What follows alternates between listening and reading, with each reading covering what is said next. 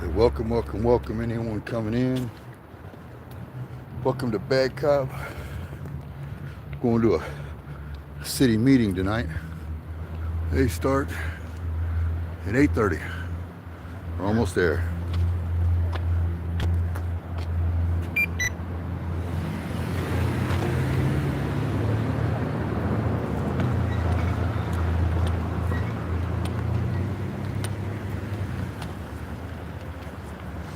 Last time I went to this meeting, I was continually interrupted by people who said they can interrupt me anytime they want to. It's their meeting. Even though we know that's not true during public comments. So we are going to hopefully have this conversation again.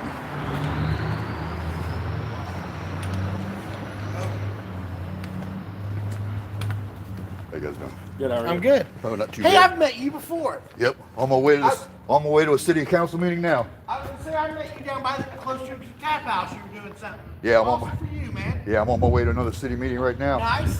They last meeting they had, I got up there to speak, and I don't know if you guys know who Tech Paul is. Mm-hmm. Yeah, decided. Rex. Yeah, this is our meeting. No, it's the people's meeting. Especially if you're gonna let me speak, you're gonna keep cutting me off. So. No, it's no. Yeah, since I seen you last, actually, Yeah. I've been working on a speech that has no cussing in it. So. Good for you. No, I absolutely. I mean, 1000%. because I want to cuss them. I really do. I mean, I just. You can't though. Not. Yeah. Well, no, I can. I mean, legally. You can, but to get your point across to make it acceptable for everyone, Well, especially and that's what I'm going to try and do tonight. 1000%. And I'm not one for speeches generally, you know. So I've got this wrote out. So I know I'm probably going to fumble it a little bit, but at the same time, I've still got it wrote out ahead of time. So just please keep in mind, some of them are good people. They just fuck up. I haven't met any of them yet. Well, there's a couple of them that do have a few redeeming qualities. Maybe not all. Yeah, few. a couple. Yeah. I have to agree. Yeah, you're right. There's a couple. No, I'm down with what you do. I totally agree, and I remember meeting you, and that's important to me. Like I said, if you guys want to watch later, it's live right now. But Bad Cop News. Bad Cop News. Yeah, just I absolutely type remember. in Bad Cop News 67 on YouTube. Gotcha. Hey, have a good one, man. You too. You guys have a great night. Give them hell.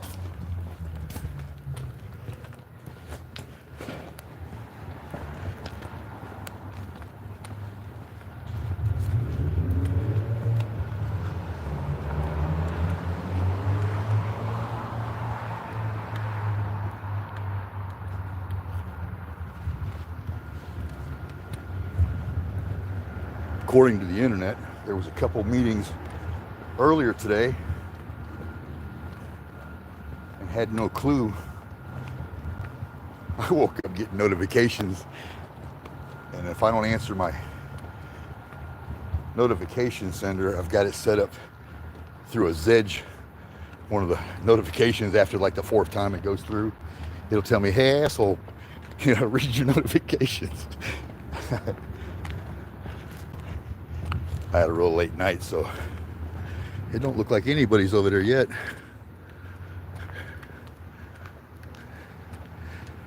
They're right over there where all the lights are. There's the fire department. Used to be the water department in there. Building inspectors. Those buildings there, biggest crooks in town. It's both the courthouses. We got a city court over here. I was cut off, well, not quite cut off, but kept being interrupted the last meeting I went to. I straight told them, I'm not here to fucking be nice.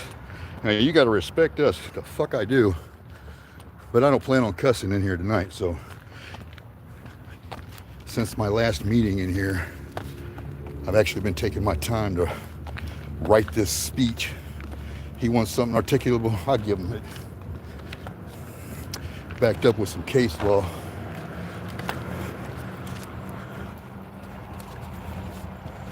They don't seem to like when you come to redress them or want to speak.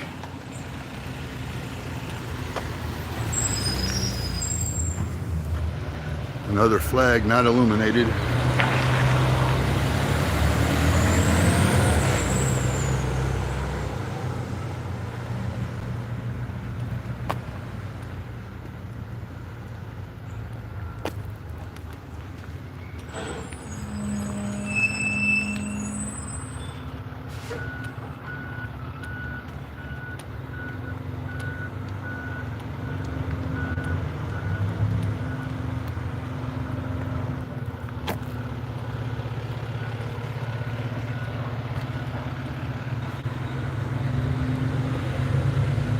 Someone last time I was here was like, you need to watch what you say, there's kids. Like, take your kid home. I think your child should be here at one of these meetings. Personally.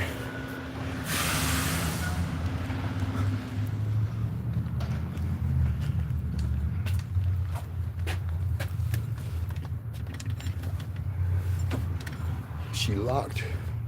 The meeting's supposed to start at 8:30. It's 8:27 and the doors are locked. Let's go check the back door.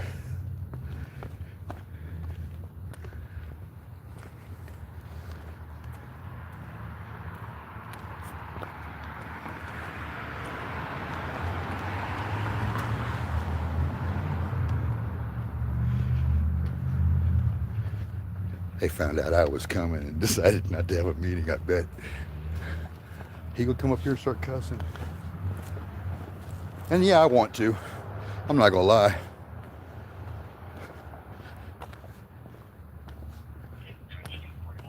Looking at it, it's 10:46 and 14 a.m.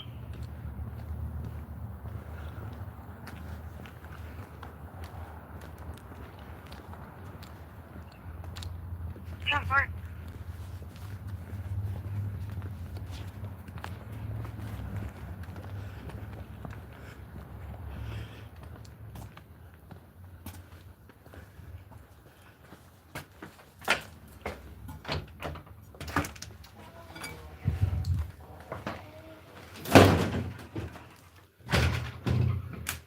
Doors are locked. Again.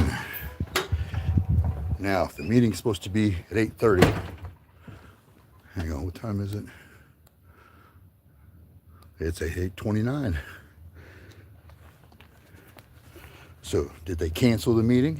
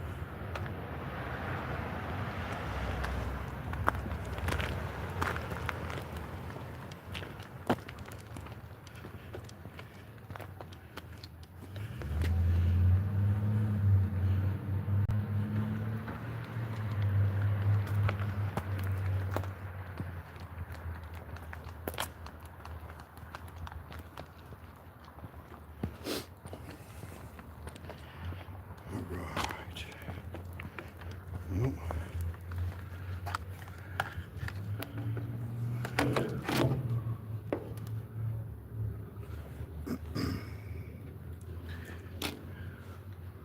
See if we can figure this out.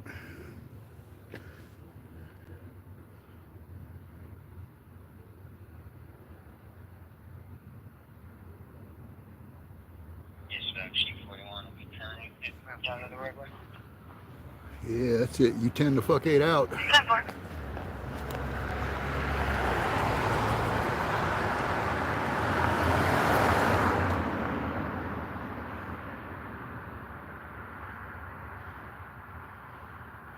Turn my other phone on. I don't like to go in here with more than one phone actually activated unless it's recording. Just in case one's got a notification that decides to go haywire on me. I've got a couple not politically correct ringtones and notification sounds.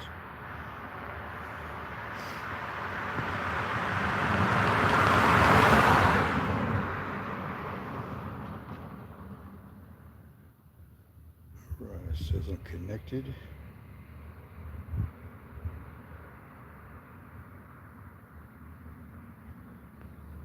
Excuse me. Dispatch 805, signal 27 good. 805.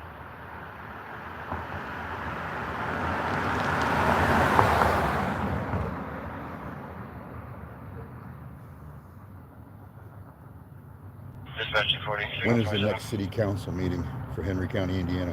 240. 17th Broad. Ida Charles 2198.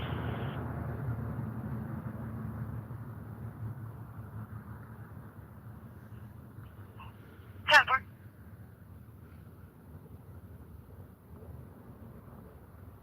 Okay, after tonight, the next one is for April 7th.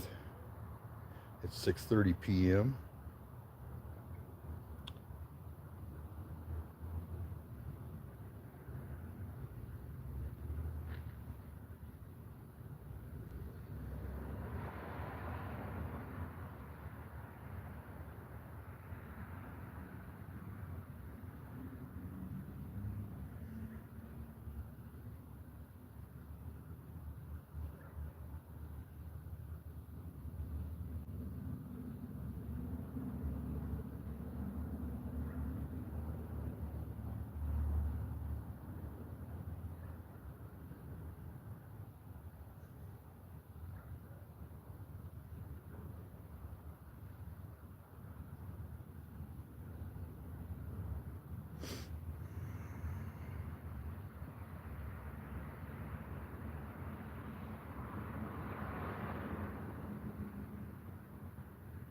So the one scheduled for tonight we might be at the wrong place.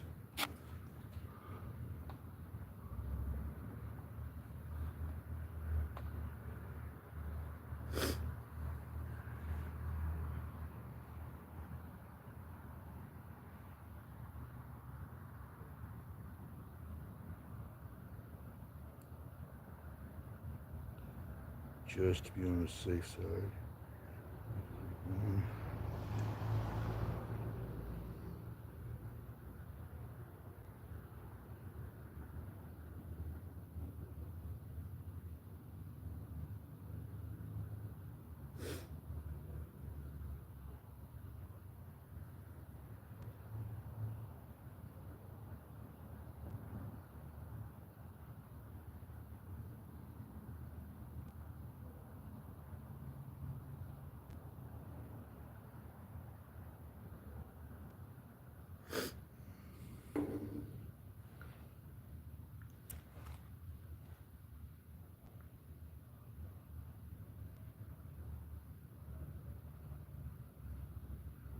So why did this tell me there was one scheduled for tonight?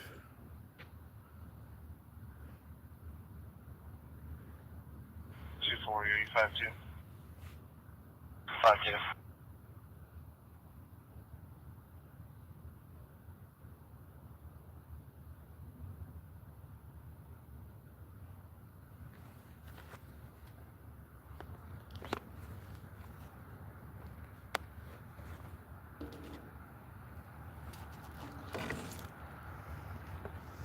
Okay, we're gonna go double check the other courthouse because I was here at another meeting earlier today. I brought a flash drive back because I had to get footage of an officer, a deputy, who was intimidating me before court. Decided to walk through me. You see how wide these sidewalks are in town. decided to walk through me deliberately as an intimidation tactic.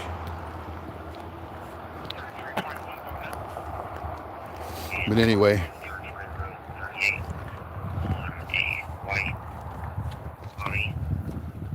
Indiana Riley Hospital plate Robert Sam 35 Boy Frank. anyway, when he walked through me that night, or that morning before court, I had court where I was a defendant and a witness in a case. And this deputy decided to try some intimidation tactics because I was recording. And apparently because I didn't say good morning to the pork, he took it upon himself to try to intimidate me. Anyway, when I got the footage from the cameras a couple days later, I ended up going to jail. After I get out, I've been looking for this flash drive. I found the flash drive yesterday. Well, I found it sooner than that, but anyway, I've run it through every one of my computers, every one of my laptops, and can't access the footage for nothing. My buddy was able to access it a little bit through his, but not every video that's on there because it's encrypted. So I had to come back up here today, and then I discovered there was a meeting going on, and I was told that to give her a day or two, and Bobby Plummer, which has been really good with me so far as letting me know certain things, getting information for me, pointing me in the right direction. Emergency 1.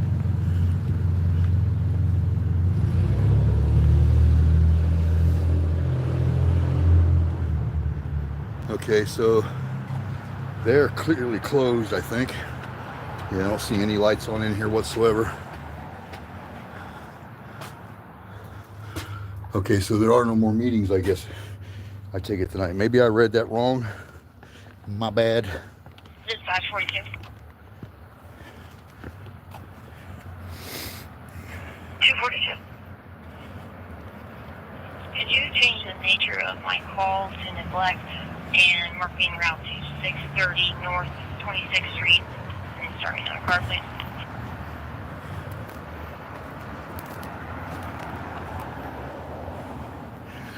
Now, the body or the footage, 630 North 26th Street.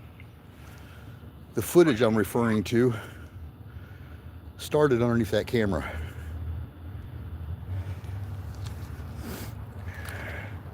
The deputy, or excuse me, the dispatcher in the blue Charger was parked here. 805, go ahead. Adams and Maine. Tom King, 923. Ocean William, 25 expiration on a gold Chevy. 10-4.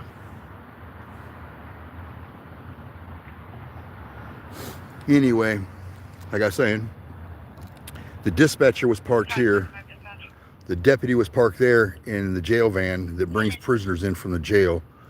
I was standing underneath that camera right there. North 506 Street, 506 North 5th Street for a welfare check. And I walked past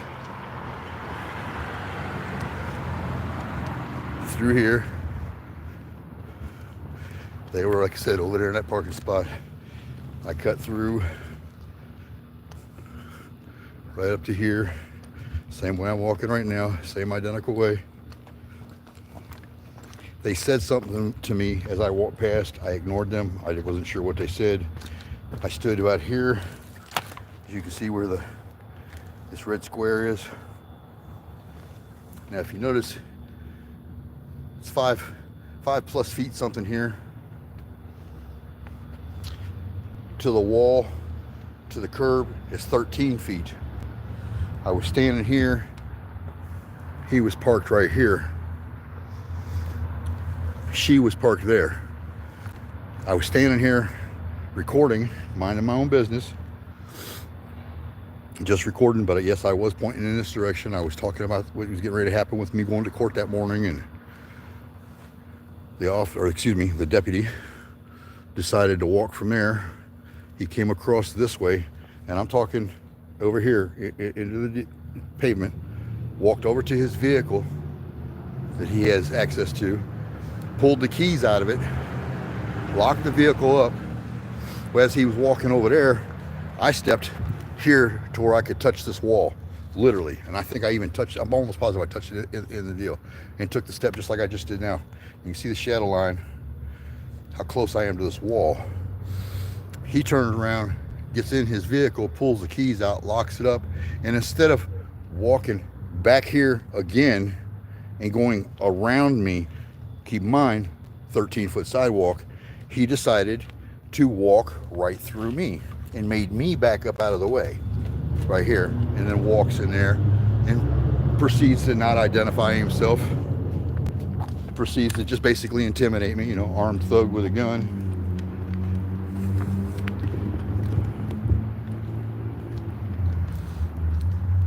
And then, so the photo or the footage that I have for these cameras that I had to pay for, no matter what I do, no matter what program I use, they're encrypted. So I came today to when I found out there was the city meeting that was, or excuse me, the county meeting that was going on here. I talked to Bobby Plummer, which is the one who originally got me my footage that I requested. It played on her laptop, but then again, government laptop, it's going to play the encrypted files on hers. It won't play it on not one laptop I've got, not one normal computer I've got, home computer, no matter what software I've used. I've got a decryption program, it wouldn't even decrypt it. So I came up today for that meeting.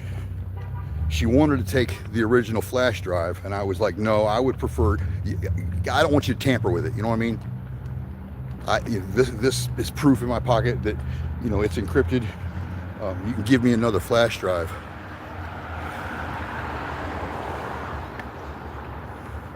I'm not playing anymore with them. I want all the footage. I've been denied FOIA requests or Oprah requests, whatever they call them here in Indiana.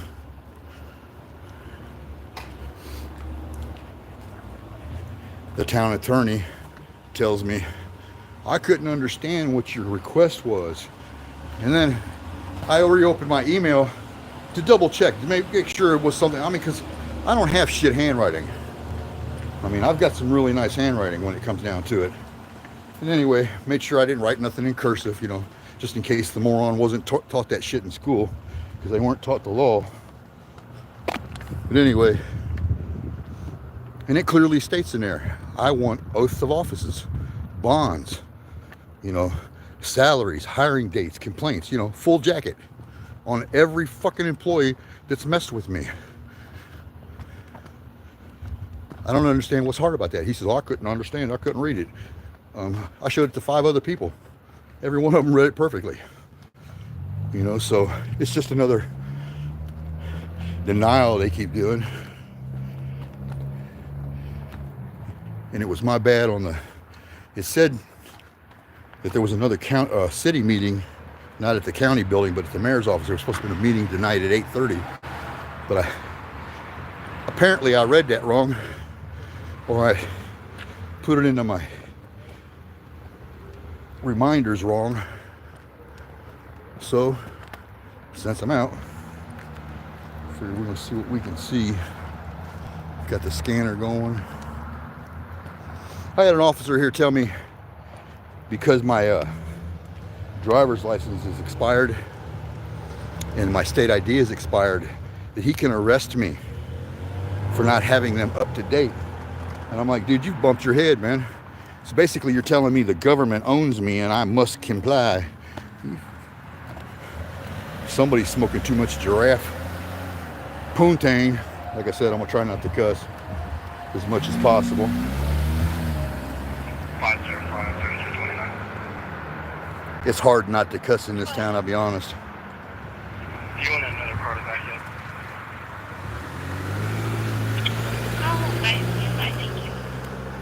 Yeah, I could sit here, man, and just record everybody talking on their cell phones driving by. Texting and driving. Dispatch right here.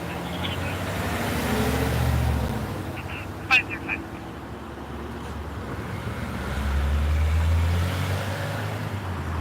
I went to the library. One officer here in town was like, I told him, I said, I'm considered press. And he was like, well, where's your credentials? So I made that up. Made that one for another channel I've got.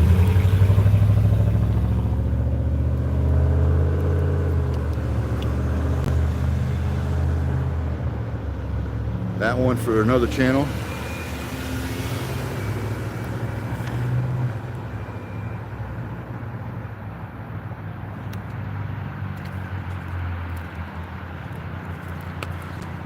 And you know, they can't help themselves all the time. You know, we had a call. So 205 new channels that a couple new channels I've created.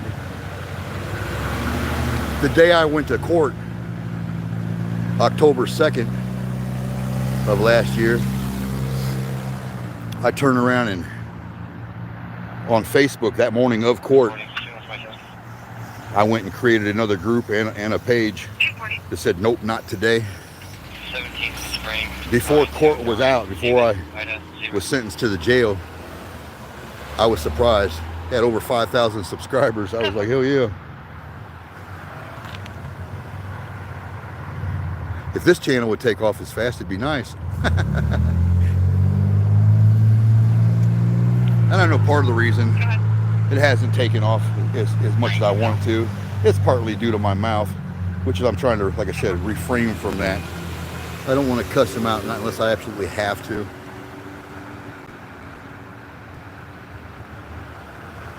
I haven't really been uploading anything. Well, I mean, I've been uploading, but I haven't been posting anything live to anybody yet. I posted to the YouTube between last night and tonight probably 122 different videos, just so I can get them uploaded, clear up some room on some computers, and then I'm going to take in everything that has to do with police and any kind of encounters in this town have all went to one file, obviously. But I want to take and pull them off little by little, re-upload them, edit them out, you know what I mean? Because like right now, you know what I mean, I've got some dead time just sitting here talking. A lot of this, you know what I mean, I'll end up editing out of this one also.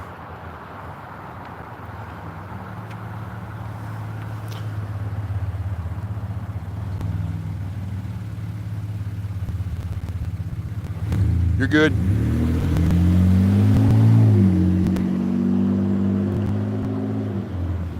I know they see the camera rig sitting here in my hand. I mean, you can't really miss this big thing.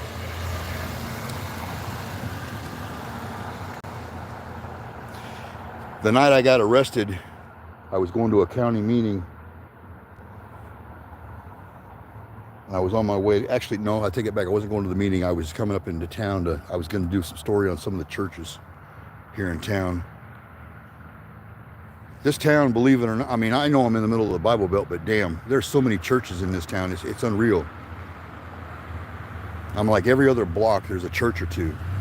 Like 505 other unit. 552. right over here, there's 3 churches back to back, right beside each other. You know, like they're fast food franchises. 10-4. And I used to be in church all the time when I was a kid. Till one day I remember getting on the bus to come home.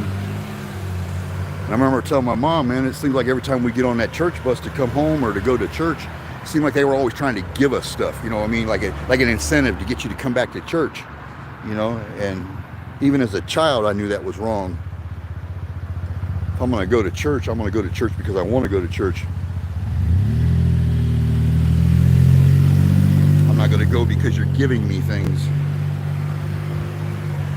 So, you know, my mother was the type of woman to let you know right off the bat, you know what I mean? If that's how you feel, you know what I mean? Act on it. so I didn't go. Then I met my, which is now my ex-wife.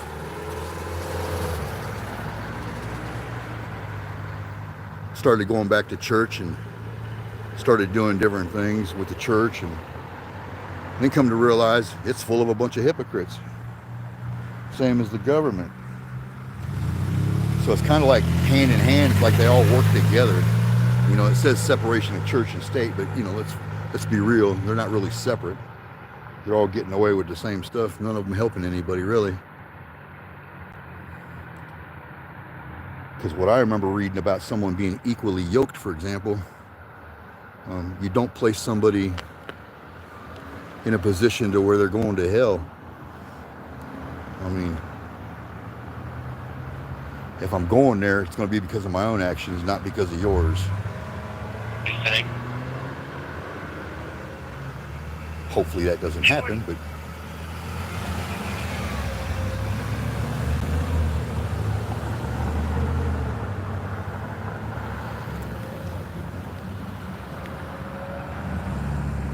two liquor stores right there at the corner, one on each side. There's a bar just right past the second flashing light down there, right about where that vehicle's going down the hill. I don't know if you can really see it or not. Let's get out of this blinding light over here. Just going down that hill right there where the second flashing light is. There's a bar directly across called the Hyena. The whole side of the building is painted with the Declaration of Independence and the Bill of Rights, a bunch of other laws, everything from your First Amendment. I mean, you get the gist, it's all there.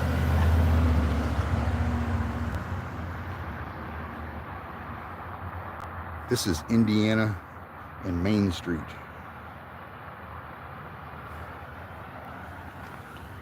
The courthouse is just right past that bright ass light, which from my view is really not bright, but looks pretty bright when I look through the camera.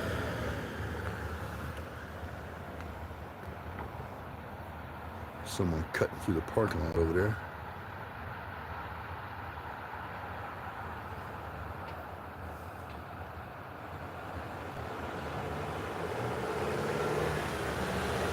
Dispatcher 40, signal for myself. 240. 18th Broad, Sam, Paul, Charles, 351. Did you say 18th and Broad?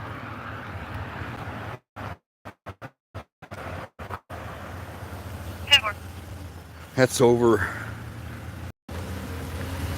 that way, about 4 or 5 blocks. Be my luck though, by the time I got over there, they'd be gone.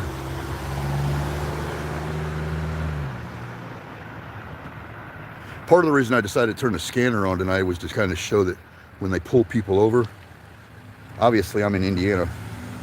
I've been noticing, like most people do in every other state, if you're listening to a scanner, generally when people are getting pulled over, they're out of state.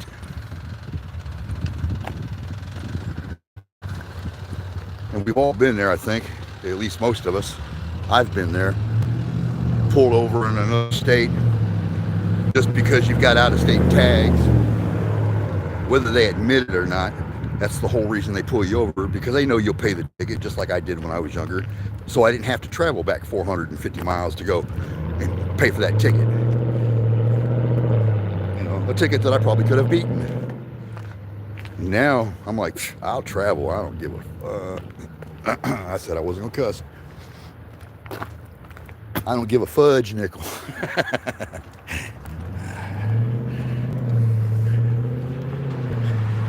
I'll be honest, and I'm going to say it one time, but that fuck word is a really hard word to get out your mouth when you've been saying it for so long.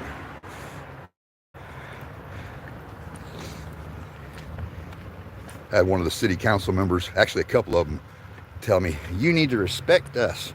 No, I don't. Watch what you say. No, I don't. There again, you work for me, buddy. And he tells me, this is our meeting. No, it's the people's meeting.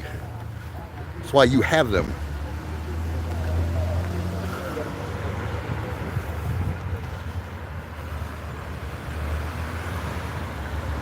I said, liquor store, liquor store.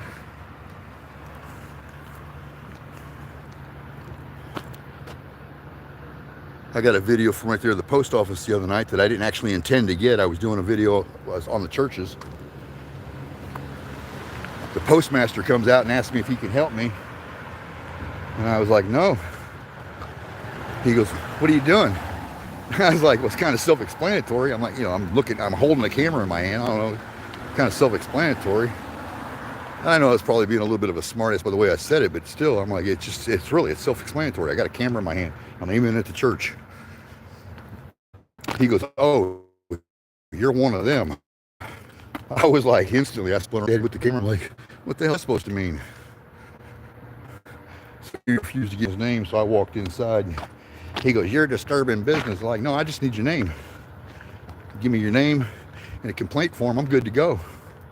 He goes, I call the law. Oh, okay, so you call armed thugs who don't have written prior permission to come in there and enforce law on federal property to come tell me that I was doing everything I know I'm allowed to do.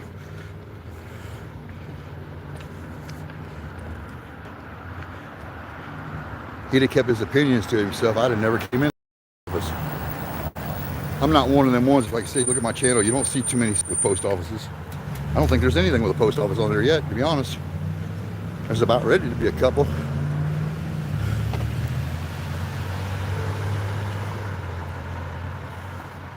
See what they're doing to our library. They tearing it all up. Starting to be like it was over here on 18th Street. Less than a mile and a half of road. Took 4 years to complete. Job security at its finest. I generally do construction for a living. If it took me 4 years to complete something on your house, I'd expect your ass to fire me. And if you didn't, you're more real than I thought.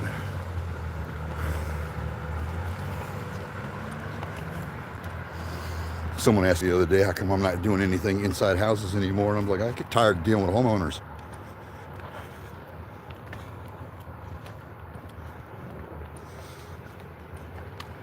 Anything on the outside of your house, I'll do anymore. I'm not coming inside your house no more, ever. I don't care what kind of money I was making prior to that. I'll never walk back in someone's house again. Maybe for the estimate. That's about it.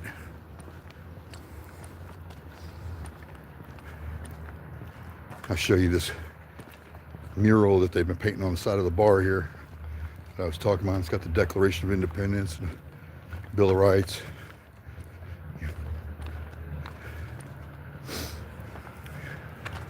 can start to see it right there.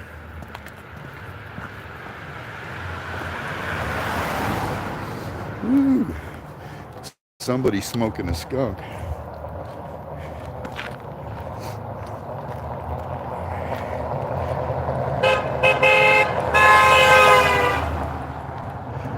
Yep.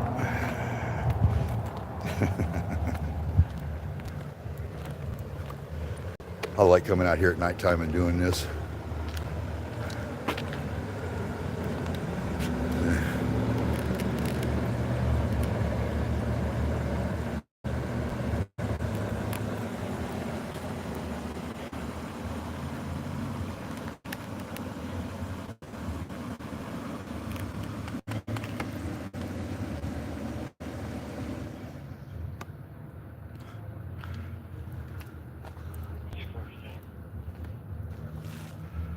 That is actually sharp. I haven't seen a signature anywhere each time I've been here to see who it is that's doing this, but I've got a shotgun stock I'd like to have him do some work on, or she do some work on for me. Make me a nice little mural.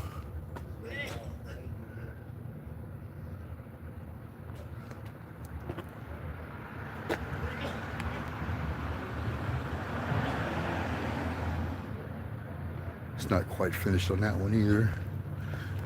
We the People mural said thank you for your service, veterans.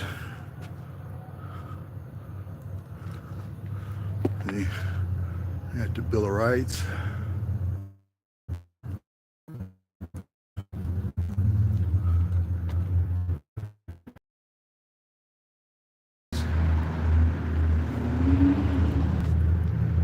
Here's another one. It's not finished yet. I can't wait to see what this looks like when it's finished. So I'll be honest, I like it. It's actually really sharp.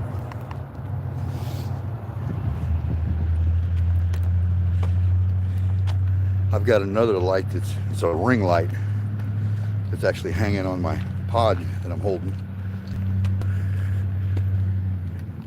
And when I light it up, well, I'll show you when we get over here to the dark. Mad Hyena, they're the ones that got the mural on the side.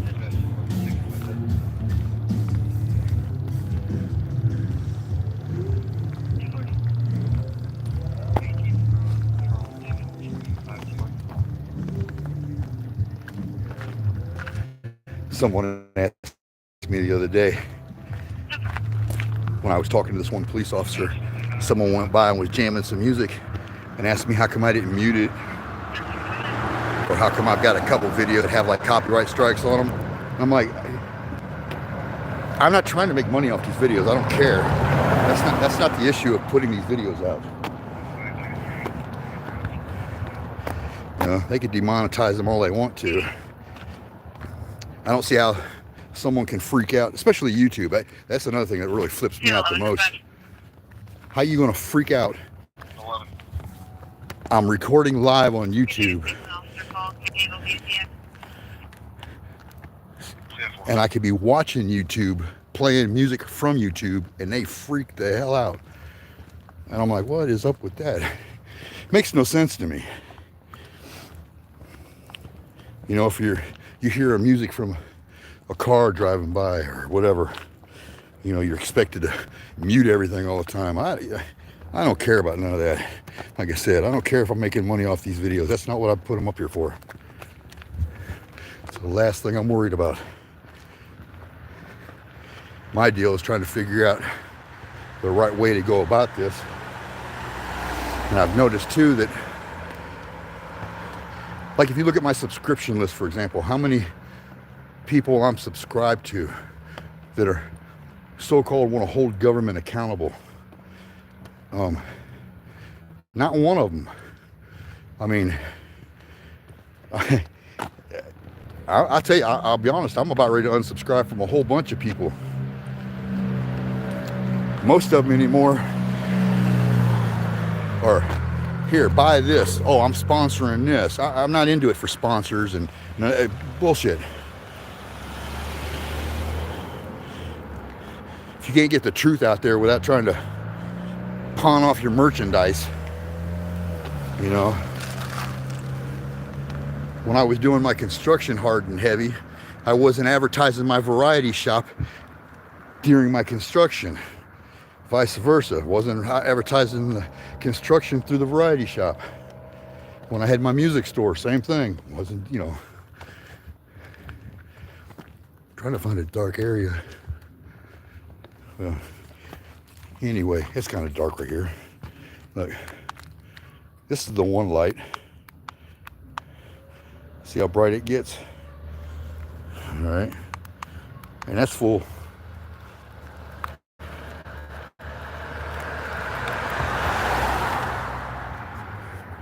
Compared to this one.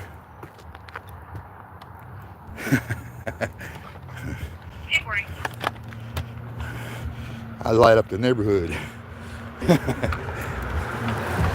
I've got a video where I was recording some police officers one night that were looking for somebody, and he's got his little mag light out. Pork, the other white meat. Anyway, he's got his little mag light out, and I'm sitting behind him knowing that just the light on my phone was brighter than that. So I turned the one on my phone, and it lit up the area a little bit. The one was like, thank you. And the next thing you know, I remembered I had this bright light on me, and I was like, you know what, I'll turn this one on for a minute. The second I did, boy, that officer freaked the hell out. I'm like, there's no shadow anymore. I'm like, can you find the guy, or are you just too busy yelling at me for trying to help you out?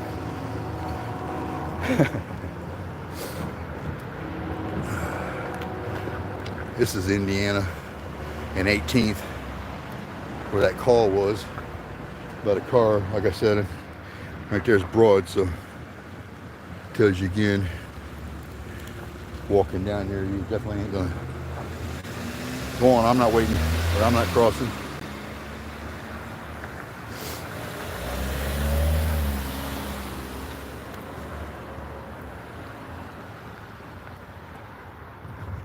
We're gonna cross this way though for a second.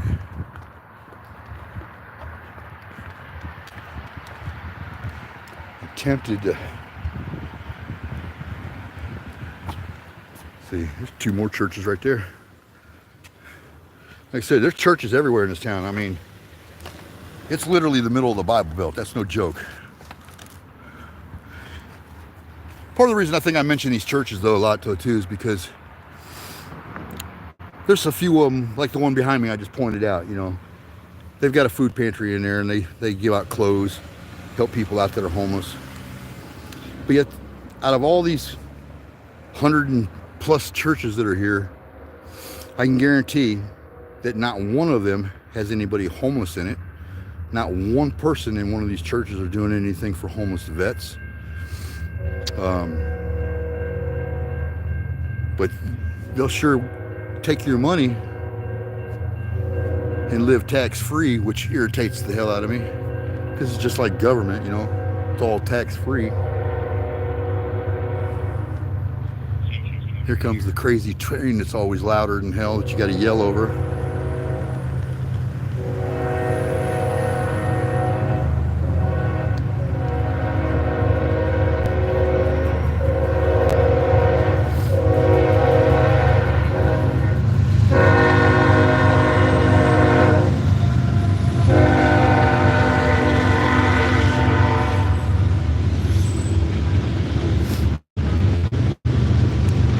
That train went by me one night while I was recording. Officer told me, you need to lower your voice. I'm like, I can't fucking speak, you know, where you have to be able to hear me.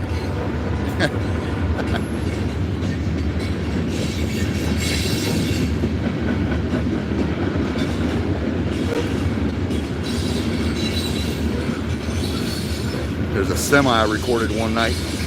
The train smoked up here on right in front of the library down there at the railroad tracks. These railroad tracks here, they go all the way through up to the river and then pass behind the city courthouse and the mayor's office, all that. Anyway, semi decided he wanted to run the barriers and got his ass in, smoked, almost caused the train to derail. Right here at the gas station, right here across where you see the sign at, just right past, right over here. I stood out there with this same light I'm talking about for the engineer so he could fix the light out there on the front of the train. Recorded both those interactions. First time I think I did a recording where I never had a police officer try to bark some kind of bullshit order at me.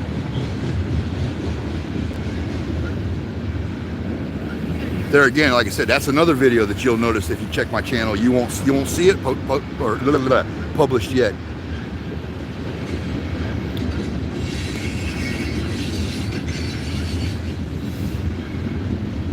That's about ready to change. I'm about ready, like I said, make everything that I've ever recorded in this town that has to do with this government, the police officers, deputies, detectives, whatever.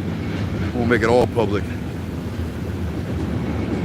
Including the one deputy who likes to speed and cut people off and swerve in and out of traffic, run down the road talking on his cell phone while he's playing on his computer at the same time, and then go hide in a little cubby corner where nobody can see you from either direction and then pull you over for doing the same thing he just did.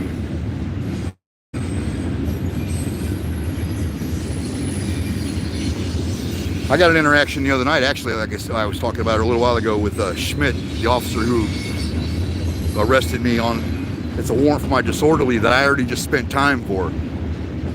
You know, unlawfully spent time for, by the way. Because the judge doesn't understand the difference between free speech and disorderly conduct. You know, AKA contempt of cop. But anyway, when I got out of jail, I didn't know I had another court appointment to go to because the court papers were never given to me. They were given straight to the officer who took me to the Henry County Jail. And then a day later, they decided to take me from the Henry County Jail and transfer me all the way to Marion County, Indianapolis, and throw me into a gladiator camp with a bunch of murderers and rapists and everything else. 23-hour lockdown.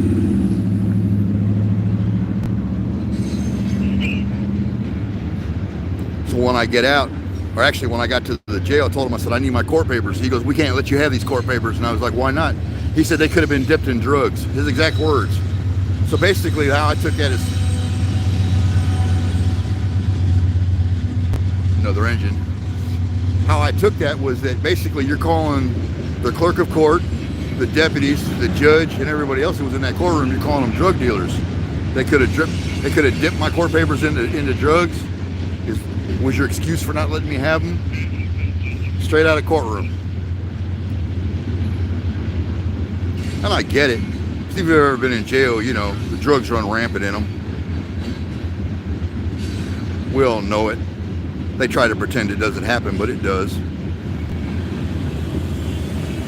That disorderly they arrested me for, they turned around and held me an extra day so they could put me in the courtroom with the same police officer who lied on me the first time when I got arrested for the disorderly, who spread lies about me.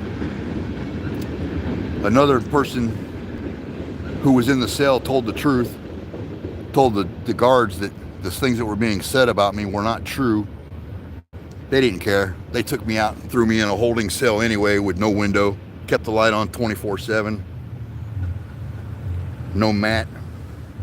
Nasty ass blanket, smelled like somebody's feet and ass.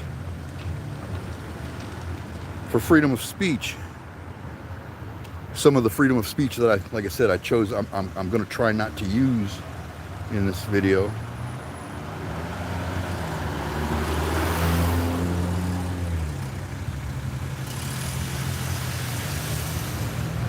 We got pork. The other white meat.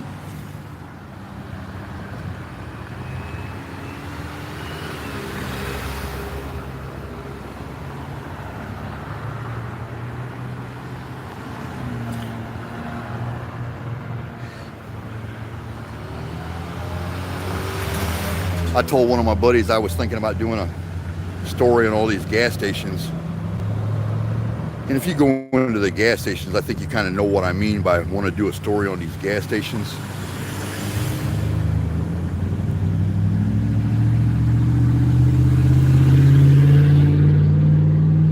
I don't think it's right that you, me, or most people cannot turn around and get the grants that we want for these. Because I've tried and was denied at a couple different angles. And then I realized the problem was that I was born here. So, you know, I can't run the gas station and keep it in my name for 10 years and then switch it over to my brother or my sister or my daughter or somebody, you know, like they do, and run these things completely tax-free and then come into a gas station that's run down and then within 3 months be able to completely remodel it.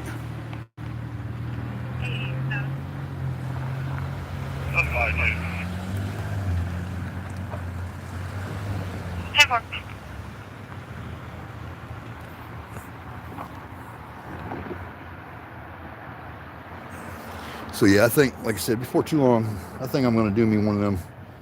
I'm going to go through and actually walk in and record what I can see and show it and literally have that conversation, because I think it's ridiculous.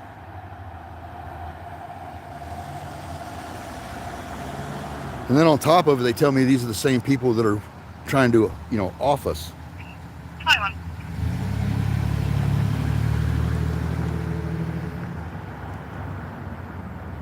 You know, I definitely know these ain't my enemies. My enemies are our government.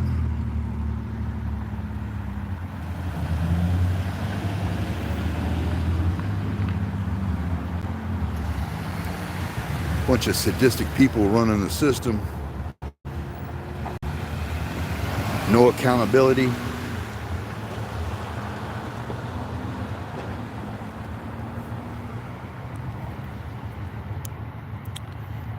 I wanted to read this at the town meeting tonight.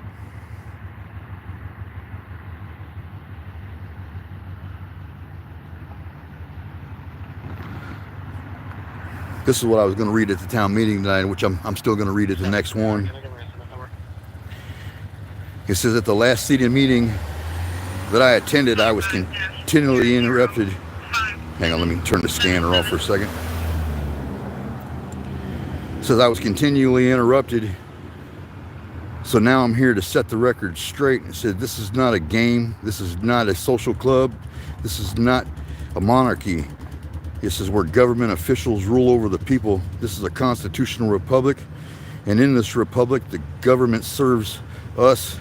It says, not the other way around. First Amendment to the United States Constitution is not a mere suggestion. It is the Supreme Court, supreme law of the land, protecting our right to speak freely, to criticize officials, and to call out corruption, incompetence, and the abuse of power. It does not require us to be polite, nor does it demand us that we spare your feelings. It said it certainly does not give you, it said, the authority to silence us because you find our words inconvenient, and to threaten us with armed individuals who blindly follow orders and not the law of the land. It said, here's some, I put in here, said, here's some, Supreme Court, landmark cases. New York versus Sullivan, 1964. Pork, the other white meat. Anyway, you got New York versus Sullivan, established that public officials must prove actual malice in defamation claims. It said, reinforcing that harsh criticism, even if it offends, even if offensive words, these words are protected. You got Schneider versus Phelps, 2011, ruled that speech on public matters, even if offensive or distressing, is protected. Sorry, my phone's cracked.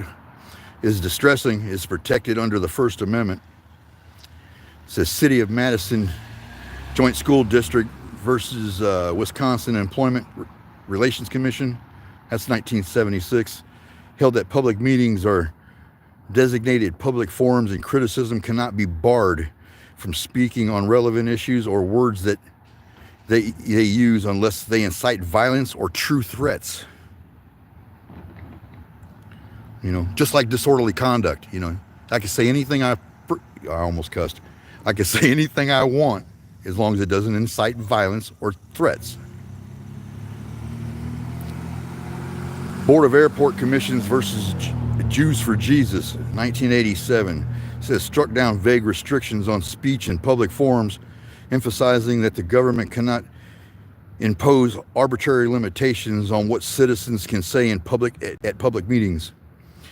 And so we are 100% clear. Officials cannot silence or remove speakers based on their speech.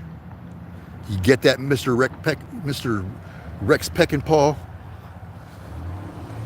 Oh, Greg York, the mayor. Houston versus Hill. It says, ruled that government officials, including police officers, must tolerate verbal criticism and even verbal abuse from the public. I hear some sirens.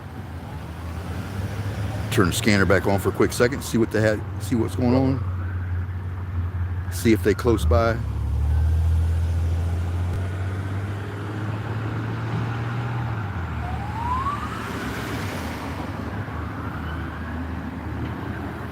That's two Popo going to the left. One of them decided to 10-8 out.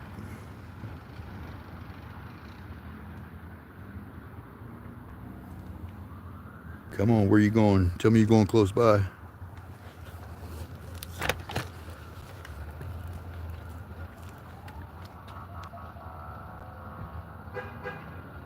You know what sucks is we were just standing there at that same damn corner they're rolling out of.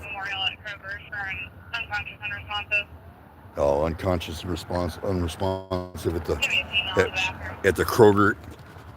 I'm not going down to Kroger to watch somebody unresponsive. So I got a disorderly last time. Maybe a female in the bathroom. Staying out of consciousness. She is breathing. Simple. Oh, Unconscious in the bathroom, still breathing. Sounds like she was messing around. 40.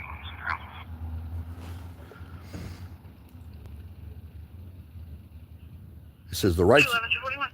I'm gonna turn this back off.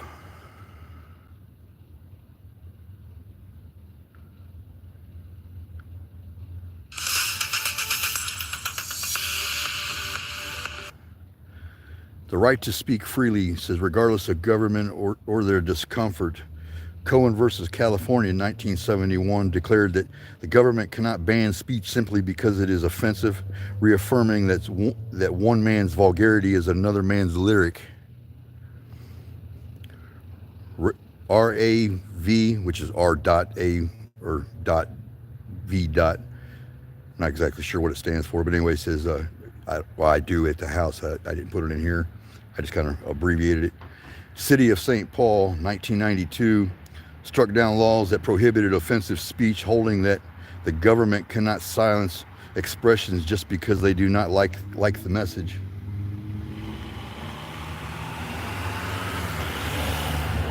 It says Moody versus NetChoice, 2024, reaffirmed that government bodies cannot control or censor speech in any way that undermines First Amendment protections. And then I've got on here, it says, let me remind every government official in this room, like I said, this is the speech that I'm going to read to them the next meeting. It said, in this room, it says, you work for us. Your authority is not inherent. It is delegated to you by the people and limited by the Constitution. You are not above scrutiny. You are not immune from criticism.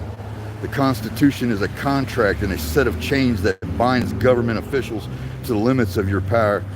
It says, in any attempt to silence dissent, suppress any public criticism, or remove speakers from this forum or any other forum for speaking their minds is a violation of the oath that you took and swore to uphold. It says, and let me make something else very clear, crystal clear. It says, you do not have, or we do not have to respect you. Respect is earned, not demanded. Go ahead. Yeah, it says respect is earned, not demanded. Your feelings do not matter. Your personal desire to be spoken to nicely does not override our constitutional rights. If you want to be treated with dignity, start acting with respect and dignity. If you want our respect, earn it through transparency, accountability, and upholding your oath. It says, and finally, to the people, never bow down to tyranny. This is our government. These officials do not hold power over us. We give them power, and we can take it away. If they attempt to silence you, keep speaking. If they try to intimidate you, stand firm. If they violate your rights, take them to court and hold them accountable. It says you don't owe these officials or politicians of any kind. It says you don't owe them indifference. I think I put that in there wrong. Anyway, it says, and you damn sure don't owe them silence. Your words are your weapon, and the Constitution is your shield. Use them. It said, this republic belongs to the people. And that's literally the truth, man. It took me about 2 weeks to write that shit, because I kept cussing. Kept putting cuss words in there, and the only one I put in there obviously was damn sure. I was going to end it with, fuck all your feelings, but I figured I'll try to keep it a little bit more respectful this time and then see how they act. Because every time I try to bring up the corruption that's going on in this town, the stuff that they've done, the abuses that they've put me through, the inhumane conditions they've put me in, the danger they threw me in for freedom of speech, it's not going to be tolerated no more.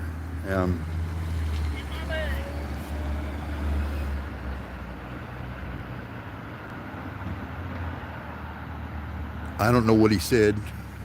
He said something. I'll be honest, it almost sounded like he said Ricky Bobby.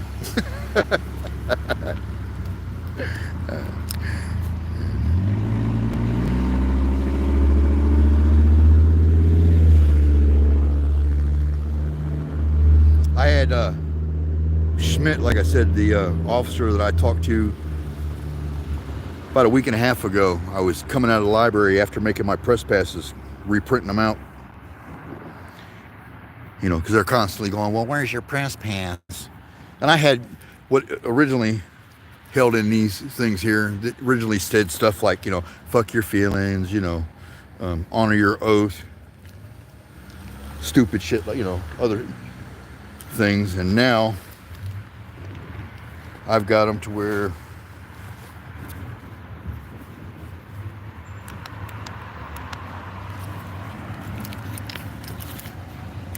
they say stuff like this, you know, so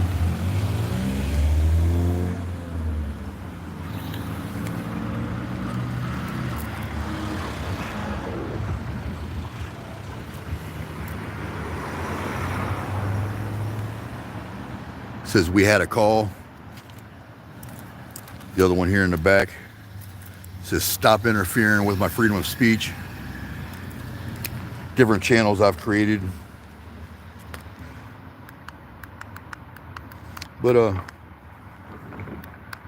anyway, there was what I sounded like a fire truck at first, so I was sitting there thinking, well, I'm leaving the library, I'm not going to go record another fire truck tonight. So I get to the corner of Broad and Main Street back there where the police just went around the corner real fast, going to the Kroger. And then I seen this police officer, once I actually hit the corner, he come whipping around there. I mean, he was booking it too, almost damn near sideways. And he pulled in the library, and I was like, damn, I just left there. So I figured, okay, I'm going to go back around. Well, when I get there, his car was parked in the back, and I could hear the other ambulances and the fire trucks or whatever was going on. It sounded like they were on the other side of the fence. So when I walked up, like I said, I seen the police car sitting there, nobody in it, so I recorded it for a minute or so, went around it, realized he wasn't in the car, or she. So I cut through the fence to figure out what the fire truck was doing over there. Someone set a fire in front of a truck. Basically, it's the kids around here being stupid. There's a homeless guy that lives over in that area, and they've been messing with him. Like, he'll have a fire going, and they'll come in when he's not, you know, or when he's sleeping or whatever, they'll blaze that son of a bitch on him. You know, stupid. But anyway, I was recording that for a few minutes, and then I realized Schmidt, the one who arrested me, was there. I asked him how he was doing, because honestly, like I said, the night he arrested me, he didn't put the handcuffs behind me, you know, even though I'm like twice his size. He didn't disrespect me in any way. He's the first officer in this county that's actually come up to me politely and said, sir. He was actually really respectful. He come, and I figured because he was the new guy, I figured the other guys put him up to it to see if I was going to cuss him, you know what I mean? To come up and give me some bullshit or whatever to see if I'd cuss him out. But he came at me respectfully, so same way I am. I mean, you come at me respectfully, I'll talk to you respectfully. But anyway, he told me, he goes, I had a warrant for my arrest, that what I was talking about, where apparently I missed the court appointment that didn't know I had due to the, you know, officials keeping my papers from me and hiding them and never receiving them. But anyway, he, on top of it, let me call someone to come and take all my stuff that was in my pockets. Everything. He didn't search me. He didn't pat me down. He didn't put me in handcuffs behind me to where they would hurt, you know, how the torture cuffs normally do. He didn't do anything that a normal police officer would do with me when they run my name. And I got a lot of respect for that, to be honest. It took me a minute to kind of come to that term that, but like Brian from Here's the Deal said, you know, I mean, you know, there's not really one good cop. I mean, unfortunately, you know, I mean, because if there was, you know, they would be doing more with the other ones. But anyway, this one was actually being fairly decent. But when I seen it was him, I asked him, I said, can we talk for a minute? And he was like, yeah. So I walked him back to his car. I was talking to him. I showed him where I just came out of the library and the press passes. And he was like, hey, he's like all professional now. And I was like, yeah. I said, what do you think? I said, you like him? And he was like, yeah. So we sitting there and we was talking for a few minutes. And that few minutes turned into 3.5 hours of talking. Literally at the library. And I haven't uploaded that yet. But I'm going to break it down because obviously the whole 3.5 hours doesn't need to be uploaded. But there's some key conversations we had. You know, we were talking about like the canines, for example. I've got a study from the Policemen's Association that states right off the bat, like canines in use, for example, that 75 to 80% of the time, they don't find what they're looking for. I do construction for a living, generally. If I had an employee that screwed up 75 to 85% of the time, I'd be a Riri to keep employing him or her and to keep paying them. So my question basically was like, why do we use them? So we had that conversation. We had the conversation about why you see officers that, you know, or deputies, you know, or stateies or state police, whatever you want to call them. How when they walk up behind a car, how certain ones will walk up to an angle, some will take a wide burst, you know, just about all of them usually touch the back of your car for some reason. And, you know, I was curious of why that happens. You know, is it are you checking the trunk to see if it's loose? You know, because that's generally what I would, you know, think, you know, if you were touching the trunk, you know, if you got a trunk that's popped, you know, that would kind of concern me a little bit coming up behind it. But we had conversations about that. A couple of different conversations on like right to travel, on people's, you know, freedoms. You know, how they interpret, you know, certain laws. Why they feel the necessity to ID everyone in a car when they know they're not legally, you know, I know they can ask, but they're, you know, you're not legally obligated as a passenger, front seat or back, to identify unless you've committed a crime. You know, why they decide they want to pull people over out here for walking around at nighttime wearing a backpack, just for simply walking and having a backpack on. You're stopping people. You know, stuff like that. But we actually, like I said, we had a really long conversation, and he even enlightened me on a couple things that I was actually kind of surprised about, that I didn't think that he would actually explain to me. You know, here comes some more white meat.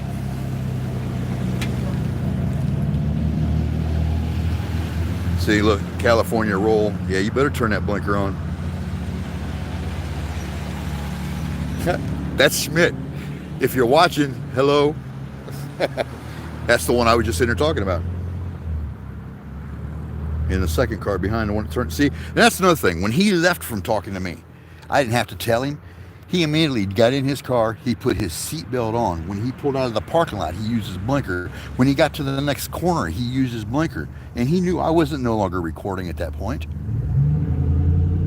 And he still did it. We actually had that conversation too, because I know how a lot of officers think that they're above that law, that click it or ticket doesn't apply to them, when it actually does.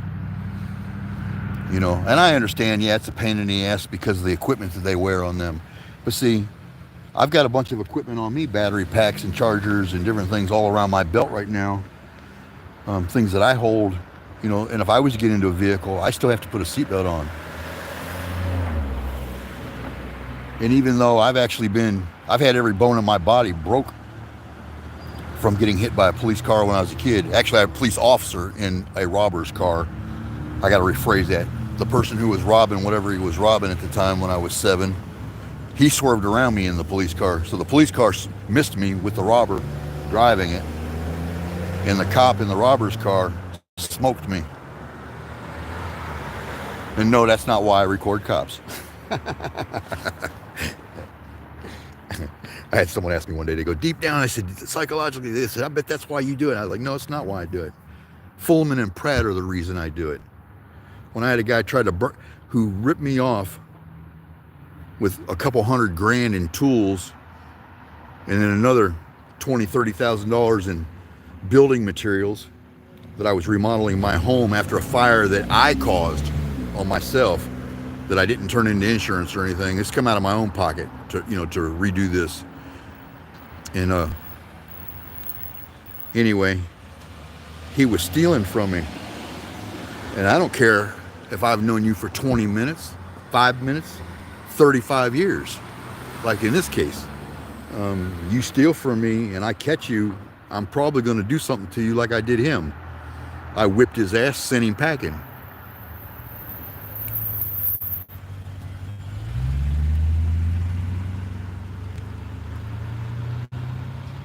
I don't know if that's an unmarked one or not, but he did have the blinker on with his little California roll.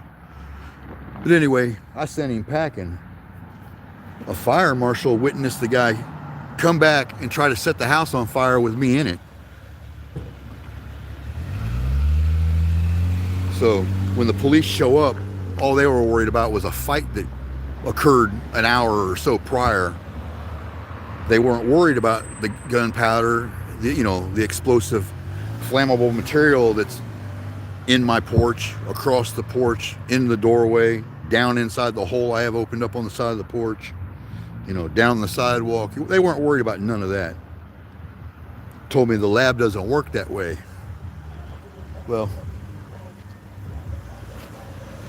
Officer Hightower at the time had just made detective. He came 3-4 days later after me walking around town wearing a Guy Fawkes mask, talking about police said it's not their job to sweep it up. Came down because Washington, D.C. made them come over and take samples and take photos and to do their job that the two police officers said that they don't do because the lab doesn't work that way. So then 4 days later, I'm holding a sign down on 3 and 38 in Indiana here, which 3 is 38's Broad, which is the next light up here that you see up here by the. Anyway, in between these roads here, I was holding that sign about this time of night, and I got swarmed by every agency in town talking about I was holding a sign talking about killing cops. And a police officer who's the one who made that report called the other police and said that I was holding a sign out here talking about killing cops, so tried to get me offed for that one. More stupidity at its finest.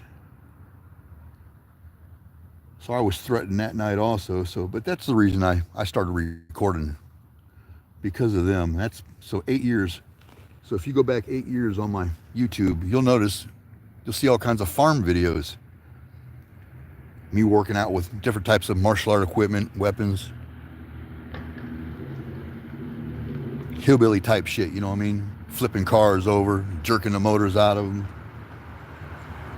Little tutorials on how to take certain things and put them back together on vehicles apart, put them back together.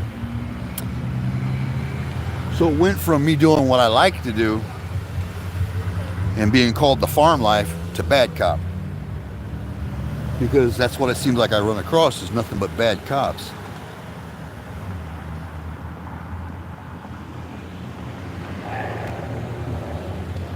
It's sad in general, but what are you going to do? Then someone was like, well, you're trying to make money off these. You're just trying to sue the city. You're just trying to do this. You're trying to do that. That's why not one lawsuit's been filed. I'm trying to find a civil rights attorney now that'll take this case. I wrote one the other day through the ACLU. That surprised the shit out of me. Let me see if I can pull that up through this phone. I think I can. The email. They said it didn't make any sense what I was talking about. I don't know. The judge violated my rights. The attorney violated my rights. The police officer violated my rights. They threw me into an inhumane conditions in a gladiator camp for saying the word cunt. Excuse the term. I said I wasn't going to cuss, but that's what I said.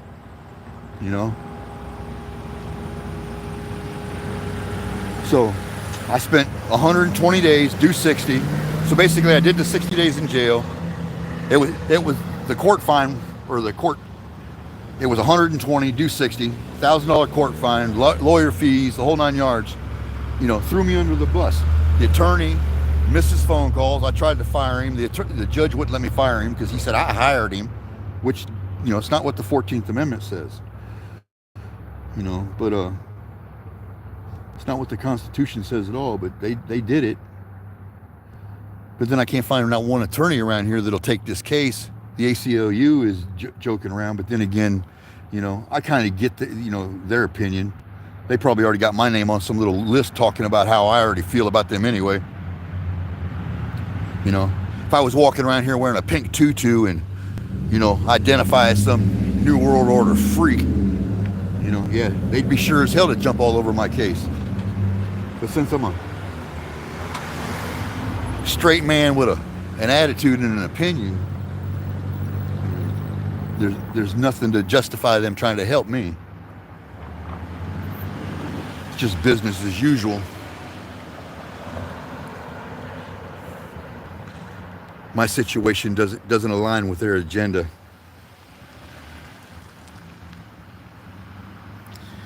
So let's see. Let me open this email, damn it. So, damn it, Bobby.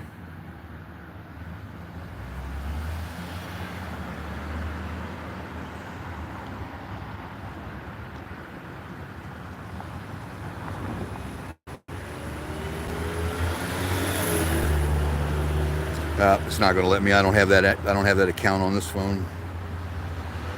I need to switch my account to all these phones so I can access them at any time. But anyway, basically, I told them exactly what happened. Basically, almost word for word. What's actually happened to me? Told them I've got video proof of the things that have happened to me. I have a deposition from the court. I've got the court transcripts. I've got the appeal case where the attorney used local case law that threw me under the bus. My appeals attorneys never once contacted me. Not once. My original attorney never once contacted me. It's because they all work for the system. I mean, we know their first obligations to the bar. They don't care about you. I told my attorney that I wanted to use video and you know, that I have video proof. He didn't use none of it. He didn't object in court. I was threatened with contempt of court for not wanting to give them information without an attorney being present. You know, all kinds of stuff that had been done, and they didn't care. They didn't care one bit. They figured, all right, he's going to be quiet and going to go away, and don't realize I'm not going to be quiet and go away. And like I said, I'm not here to make money off this channel. I'm here to get this information out there and get it known that the people are tired of being messed with. You know, you're supposed to be law enforcement. You're not supposed to be out here, you know, generating money for the city and the coffers for, you know, pulling someone over for doing 26 and a 25 or 27 and a 25, not turning your blinker on when there's nobody around, you know, for hurting your feelings because you don't like the way we said no,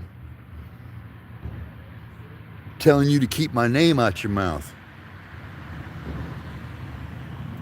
I told the chief of police at the last city meeting that I'm tired of the past 8 years or more. I'm tired of his officers every time they see me acting like they're my best friends, running around knowing that, like right now I'm live on Bad Cop. Yes, my name is Rick. I don't care that people know my name is Rick. It's not Ricky. The Y was changed legally. I'm 57 years old, about ready to be 58. I've not only earned that right to be called what I want to be called, I had it legally done to be called what I want to be called. And they still address me with that Y on my name being disrespectful, shining lights in my camera, not realizing that, you know, that it's against the law for them to do so. You know, and then when you tell them that that's prior restraint, oh, well, what's that mean? I can't believe that I have to explain this shit to somebody who's supposed to know these laws. But when I told the chief of police at the city meeting, I told him, I said, tell all your officers, inform them to keep my name out your mouth. Because when they know, like right now I'm live, it says Bad Cop. It doesn't say Rick. It says Bad Cop. That's the channel we're on. And the doxing me when I'm out, telling people, they've gave out my information. They've gave out my address online. They've called me a sovereign citizen in black and white. I've never once ever referred to myself as a sovereign citizen, even though we are in a sovereign nation.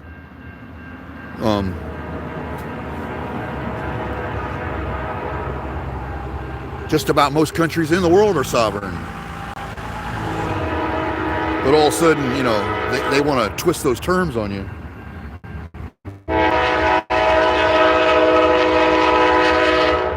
Here comes the eardrum blaster.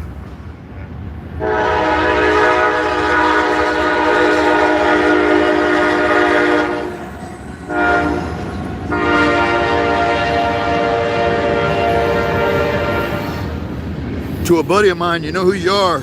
If you're watching, start counting them cars.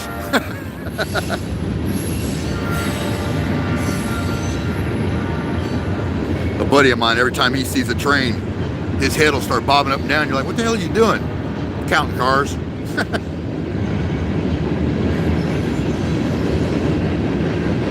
Every train, literally, he does it. He said he's been doing it since he was a child.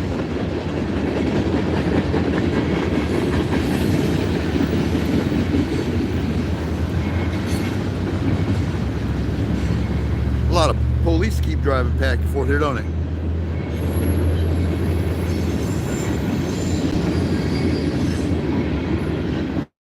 Let's walk up this way and go see if they're sitting over here next to the church like they like to sit.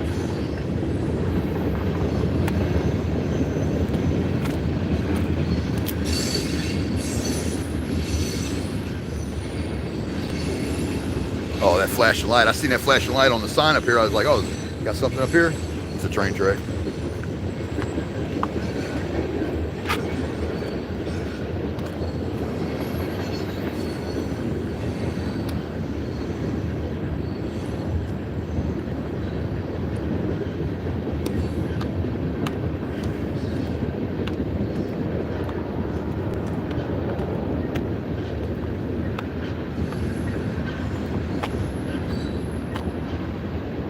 No, he's not sitting there. There's usually a police officer that likes to sit down there and hide. You can usually just make out the front end of his vehicle. There's nothing sitting there right now. Otherwise, I'd walk down there, ask him why he continues to sit on public or private property.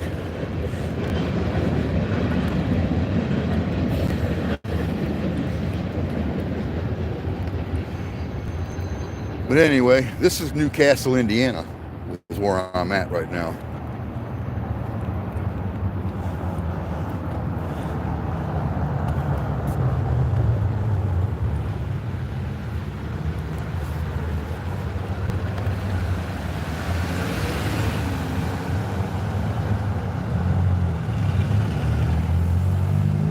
That's where we were just standing.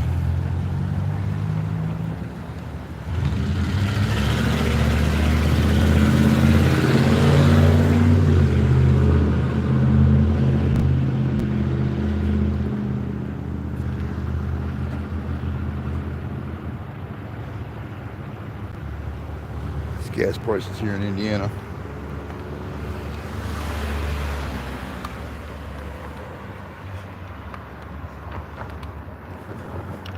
That fire I was talking about, where I recorded and had that conversation with Schmidt, the building right there, right in front of it, there's auctions and stuff they have out of there.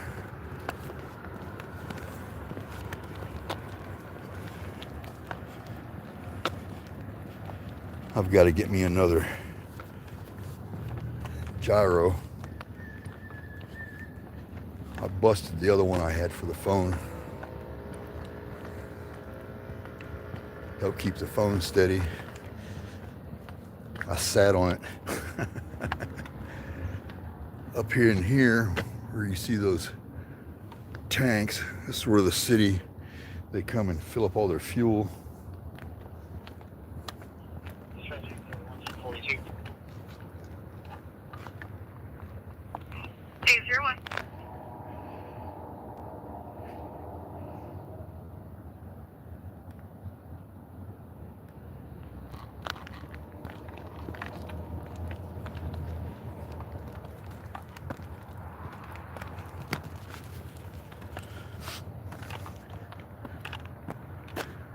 Unleaded back there's 289. And it's 315 over here. Just not even a block away. I think they some price gouging bitches, man. No, I said I wasn't gonna cuss. I apologize. I've been doing pretty good. To be honest, I could have cussed out 4 people already today and didn't. Had to smack my twin before I left the house.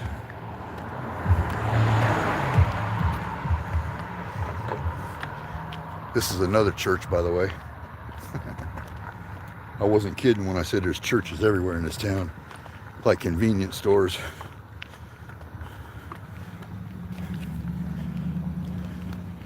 Another popo at the light.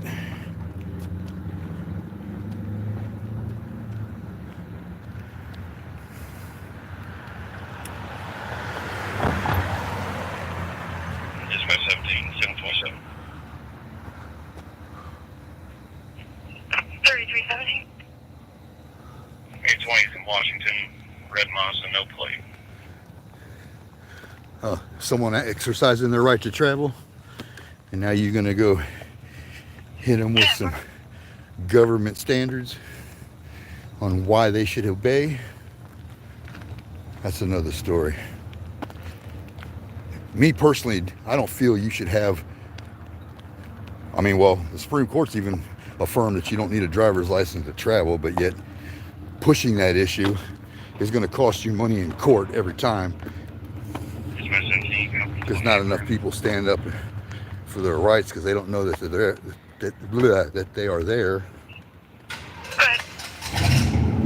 Bio temporary tag, Tom 373181. You know, I used to, even though the light's right here, I'm like everybody else, man. I used to cut across these things all the time, but since I've been recording, hell no. Give these armed thugs reasons to pull you over. 240.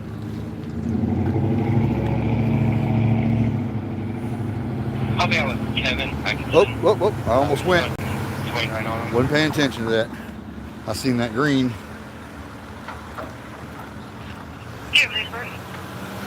Hell, the brand new buzzers in town don't even work.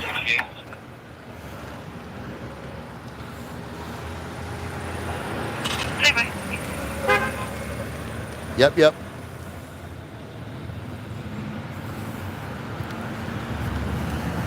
40, what's flying? 25th Peak. 241's out with him.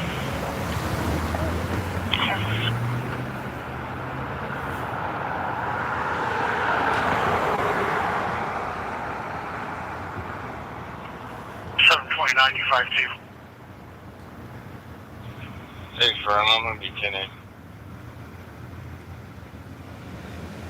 729. I'm tempted to go by this factory I used to work for. At 746, 1042.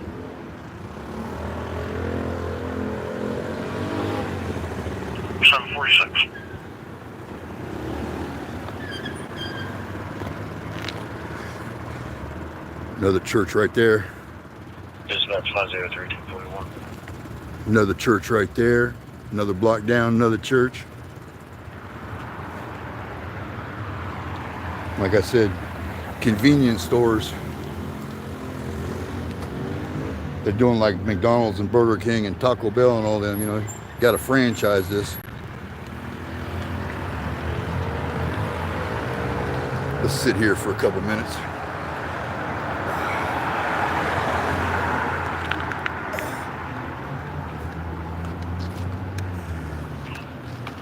He's going down to 25th. That's where that call just came from. We're not going down that way because by the time we get there, they'll be gone. Especially considering we're at 18th.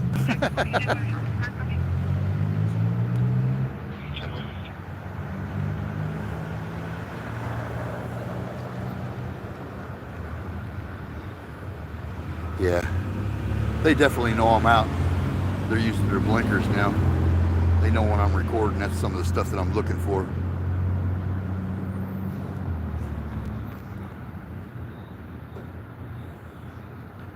They're all going down to 25th. Got someone pulled over.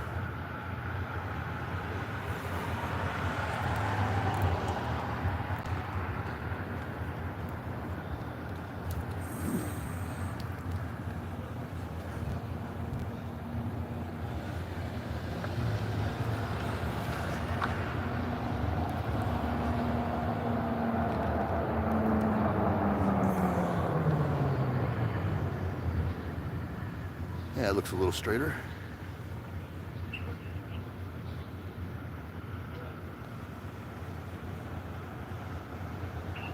Signal 40, hard copy, yeah. 1,000 security, 150 cash box.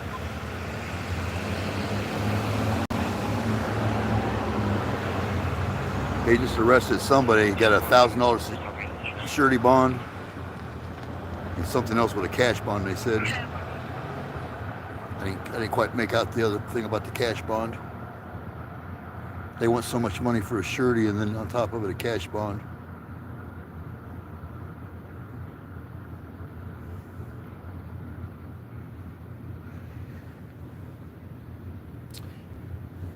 The night I got out of jail for a battery charge that never happened, where I met the police officer whose son passed away, who was in there for a DUI after his son passed away, who's still locked up. The one guard, I seen him over here at the speedway here, right here, parked in that last spot where that car just pulled in here to the right there. And I was standing there, I asked him, I said, ain't you one of the ones, which you see the video on my channel. But anyway, I asked him, I said, ain't you one of the ones, I said, we're just up there at the jail? And he's like, oh, when'd you get out? And I immediately laid into him, telling him, man, he said, you guys are some crude sons of bitches up there, man. The police officers who arrested me that night, and I have to say honestly too, they did a great job. Not sure who that is, but all right, how you doing? Oh, it might be the guy from the restaurant earlier that said that he's a subscriber. Anyway, they actually did a pretty good job. I mean, knowing that when they ran my name, usually when my name gets run, I mean, like, there could be one cop standing here. He'll go back to his car, run my name, and he might not have touched his gun one time, might not have looked at me wrong, not looked at me sideways, but the second my name gets run, it's a whole new ball game. They come out, hands on guns, you know, guns either out drawn, calling for more backup. And it's ridiculous because I've never once ever done anything to any one of these police officers in this town that would make them have any type of fear for their life or be in fear of me. Not once. I mean, I've hurt their feelings a whole bunch of times.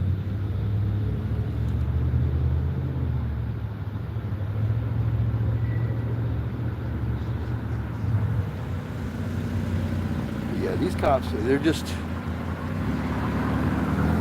I don't know, I guess really all I can say is they're past stupid sometimes. When I called him out on that, I asked him, I was like, man, I said, the dogs at the animal shelter, man, when you go to jail, for example, I said, if a dog gets locked up, you know, it gets a fresh mat, it gets clean water, gets food, you know, food that's nutritious for that dog. You know, they give it toys, you know, they give it the attention, you know, they do everything they can to make that dog happy. And here you are, innocent, supposedly, until proven guilty, which is a laughable joke in itself. You know, you're guilty until proven innocent. I don't care what they say. But anyway, I go to the jail, and I'm sitting here. They got me in a holding tank for friggin' 4 days, which you're not supposed to be in there for more than 24 hours. They got me in there for 4 or 5 days. No mat. They've got control of the toilet they wouldn't flush. You know, they took my shoes, so I'm walking around in other people's you know, urine and feces and blood on the walls and, you know, vomit everywhere. You know, if you've ever been locked up, you know what one of them rooms look like. And on top of it, you got like 13 other people in that same tiny room sleeping all over the floor. Cold as hell, they don't turn the lights off. So then they get me back after that, and they finally get me back and they put me in population. I wasn't even back there a half hour. They put me in with an ex-police officer who decided to spread a bunch of rumors and lies about me. So a half hour later, I'm back out in the hole and couldn't figure out why. And I'm supposed to be happy, you know. I'm supposed to, you know, agree with all this. But I asked him, I was like, why is it that, you know, an animal can get a mat, but a human can't? Well, what's the deal with that? So then I'm thinking that's the reason now that when I got sentenced this time, they took me to Marion County because they didn't want me changing any more policies in there. Because after I brought that to the county members' you know, attention, now if you go to jail, you immediately get a mat. You get a blanket, you know. You get your necessities that you need when you go in there. It's not like they just throw you in the tank now and just, you know, throw away the key and do away with you. But Sproles here don't care. John Sproles, a week prior to me going in there, a week or two, he shot a black man in a cell who was in a cell handcuffed. And the guy took the bottom of his foot and kicked the bottom of the door to get their attention. And if it's anything like the guy that was beside me when I was in there kicking the door and banging and begging for water for 3 days straight, you know, I can understand why the gentleman was kicking the door, you know. But anyway, Sproles took it upon himself to say, hey, you know, for your safety, I need you to stop kicking the door, you know, for your safety. But then goes and loads a shotgun full of beanbag bullets and shoots the man 4 times, gives him 86 stitches for his safety. You know, a man who's already handcuffed in a cell, who can't touch you, who can't get a hold of you. You know, this is the type of crooked stuff that I deal with in this town.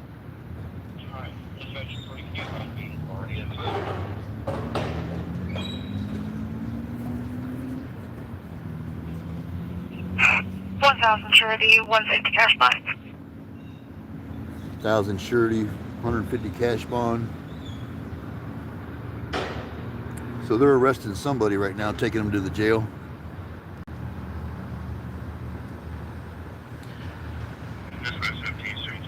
Someone's getting their bunghole touched. Yeah, you better turn that light, those blinkers on there, pork. Buddy of mine's correct, man. He's like, I don't know why. He goes, every time you're on one of your videos, he said, see, you said you're always calling them pork or the other white meat. But I'm like, can't call him sir anymore.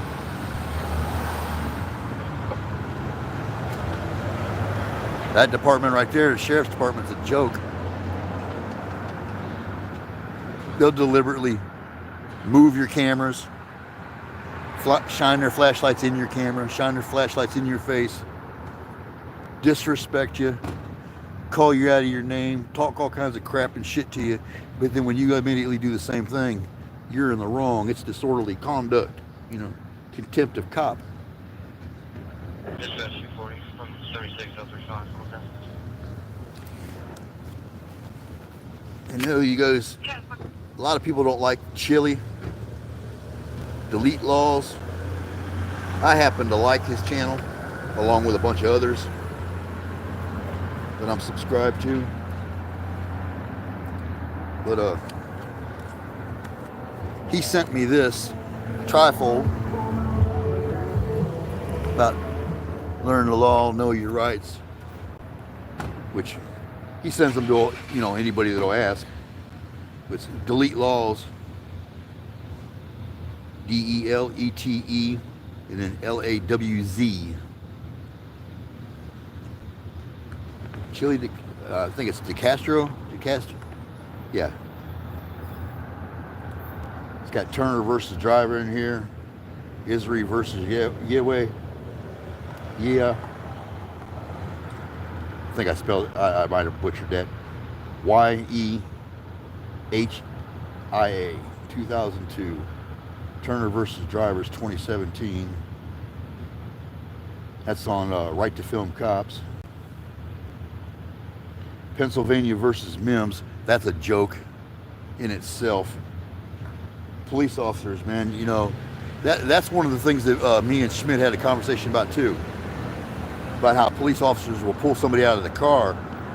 And I asked him, I said, well, why do you guys pull people directly out of the car? And he was like, well, it's supposed to be for safety. And I get that. It's supposed to be for safety. And you're supposed to have a, you know, articulable, you know, reasonable articulable. You have to know for a fact. Like generally, like when I'm out, I'm armed. Like right now, I'm armed. I'm armed to fucking teeth. Oop, I said letting a cuss. I'm sorry. I'm armed to the teeth. I always am when I'm out walking.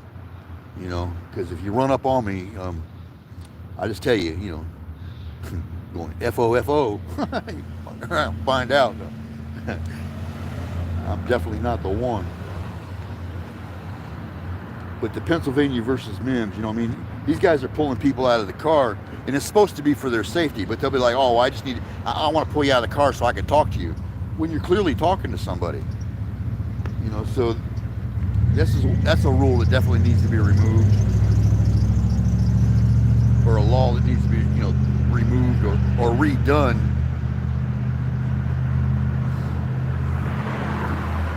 You know, like a Terry stop. That's another one.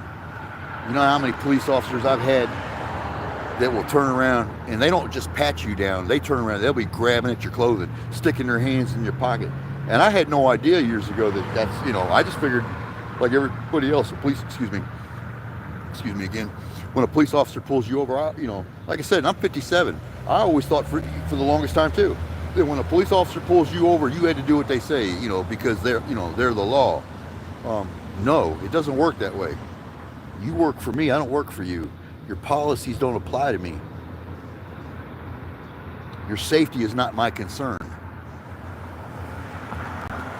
You know. But no, I do. I recommend everybody get them one of these. That's your channel. You can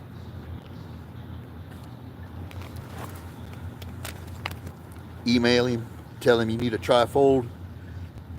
He's got other cards and different things that he offers too. But yeah, get you one or more. Pass them out to people. Let me see here.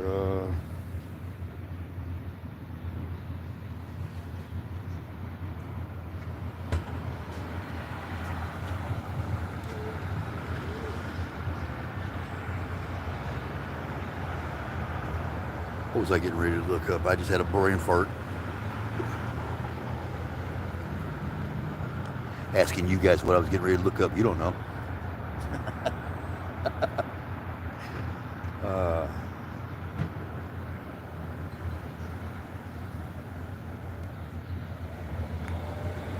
No, but a Terry stop for one, like I said, that's definitely one that needs to be removed altogether.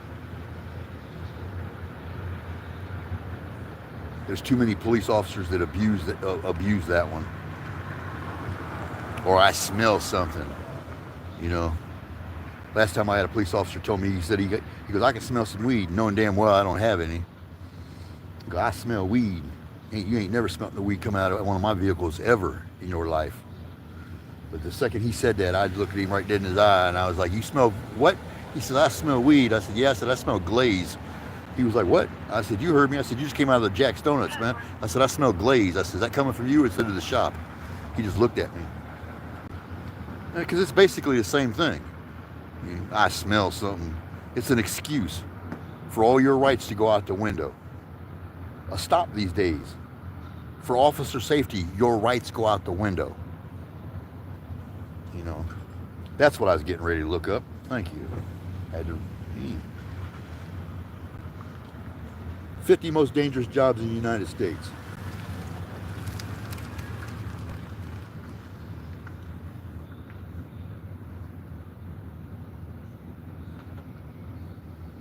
I've actually got a detailed list of this, of how many of these jobs that I do or have done in my life and still do.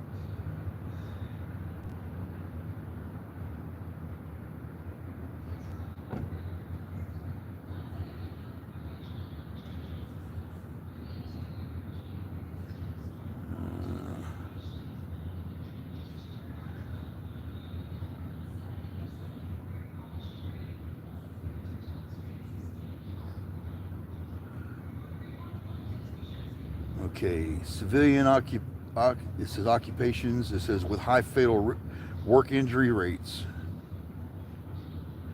And this is 2023. Logging workers are number 1. I've done logging. Fishing and hunting workers, I've done that. Roofing, I still do. Trash collectors, I've done that. I used to work at a place called Apex working on airplanes. I didn't actually fly the airplanes, but those type of, work, I've done that. Helpers construction trade, still doing that. Driving, sales workers, I've done that work. Grounds maintenance worker, we still do landscaping. Miscellaneous, agricultural worker, which is basically the same thing as your landscaping and everything else. Structural and steel workers, I've only done that for maybe about a month or so. I didn't like that work at all. You notice police officers still ain't there nowhere in that list. Where's the rest of this list at?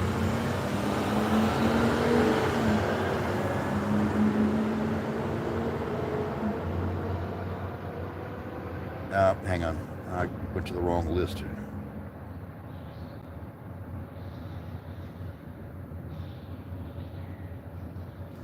Here's one from the Bureau of Labor Statistics. We'll use theirs.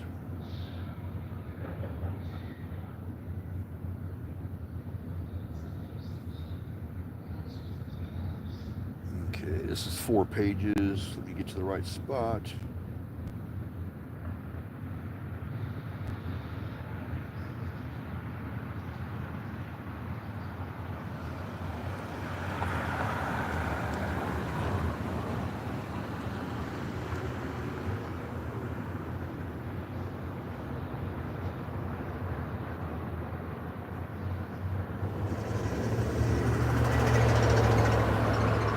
That just explains. Well, that was a waste of fucking. That was a waste of getting that. Sorry, you didn't hear that. See, I told you that. That's a hard word to get rid of.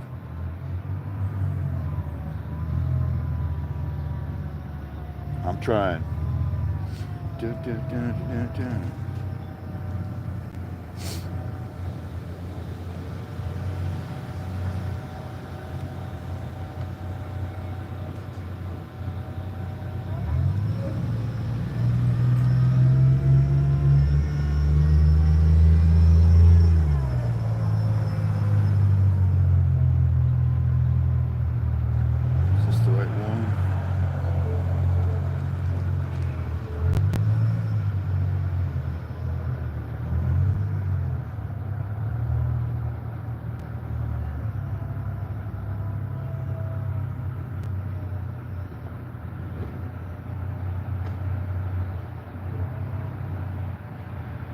I hate some of these sites, man. You ever notice that? You'll be looking something up, and then it'll give you so many, and then they're like, here, click on this. It wants to take you away from another page. Like, no thanks, trying to quit.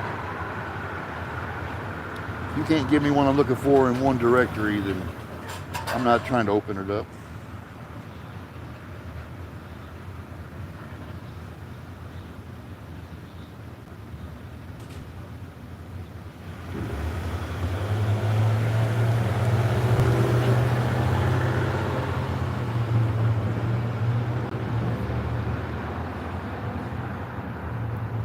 I think this one is from OSHA.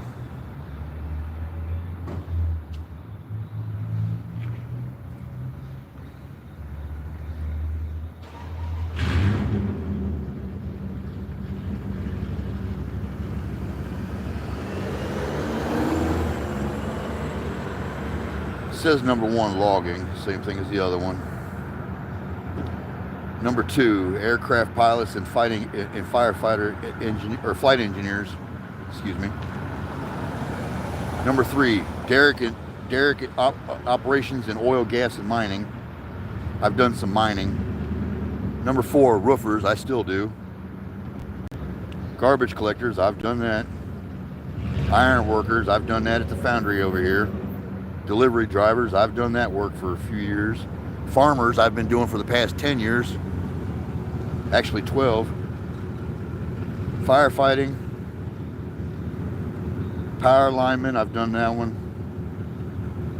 Agriculture worker, I've done that one. Crossing guard, I've done that. Even as a kid, I've done that. Crane operators, I've done that.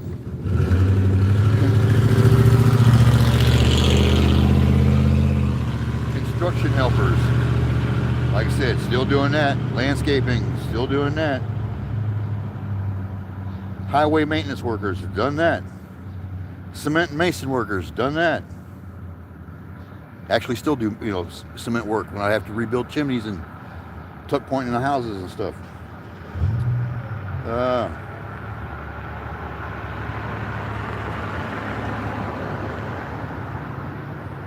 Got small engine mechanics, we're still doing that. Heavy machinery mechanics, done that. Here's another one, heavy vehicle mechanics that goes up underneath the same thing, done that one.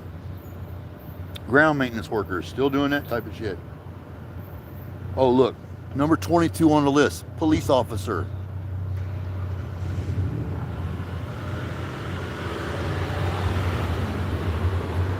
Look, maintenance worker, still doing that.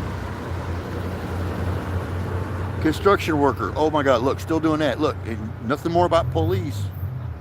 A whole shitload of stuff I've done.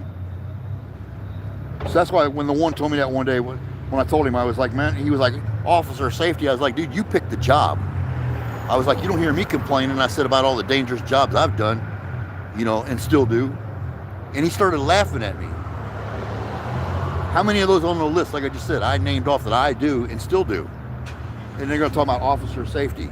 The only officer safety that's happening is that, half of these guys are running around here like the 4 deputies just in 1 week. They just, off themselves. The statistics, you can look up the statistics yourself.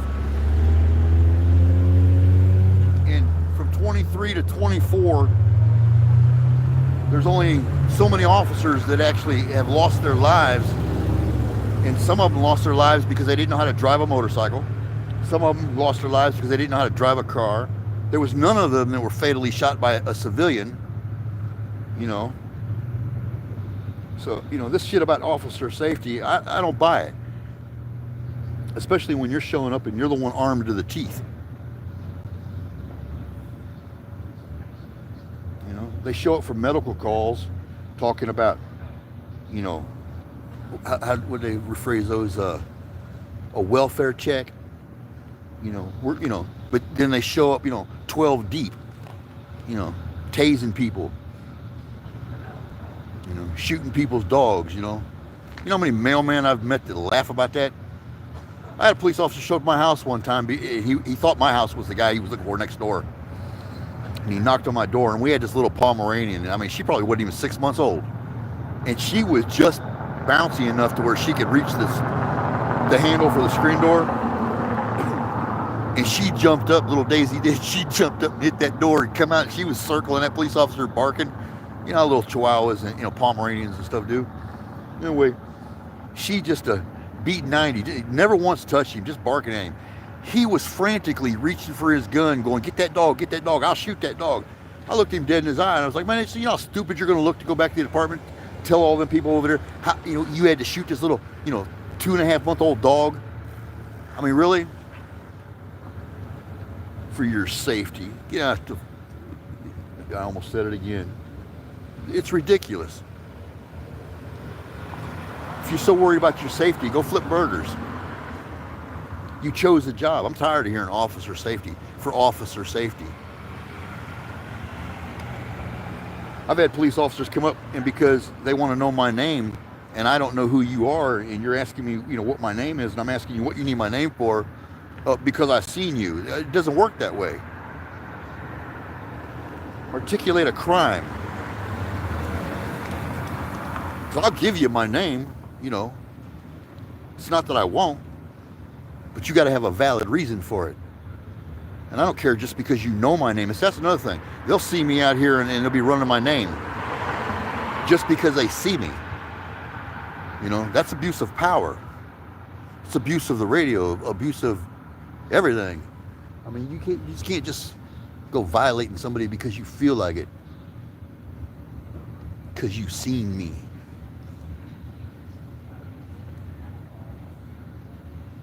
They hiding from this end of town now. They know I'm sitting here.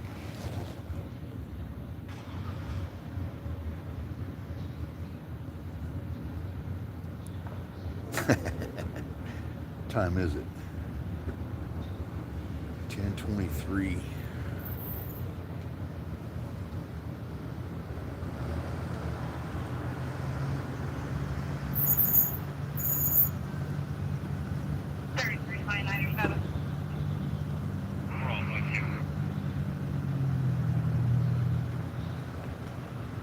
So Tom McDonald is live. They're somewhere conducting a field sobriety test right now. You know, another test that just, you know, those are agility tests. Why are you taking them? The only thing you're required to do is the breathalyzer. And even then, I don't even know if that's correct. I'm assuming that's the only thing you're actually required to do. It's like when I went the last 3 or 4 times I went to jail, you know, if you've ever been to jail and they ask you the 101 million questions or whatever, want to know about your mental state, your medical history, who your parents are, phone numbers, all that stuff. I don't answer none of that. I tell them right off the bat, unless I absolutely, if it's something by law that I'm absolutely required to answer, don't ask me nothing. Just like my hat says, don't ask me shit. So now when I go in there, they'll look right at me when they see me. They're like, oh, well, we already know he ain't answering these questions. And it saves them a half hour. Saves me a half hour too. Put me in the cell. Let's get this day over with. I'm not answering questions. They'll start asking me medical questions. I look at my dead in the eye, man. Are you my doctor? No. Well, then why are you asking me questions? That's a HIPAA violation. You're not my doctor. You're definitely not my care provider of any sort. You're not my mother. You're not my father.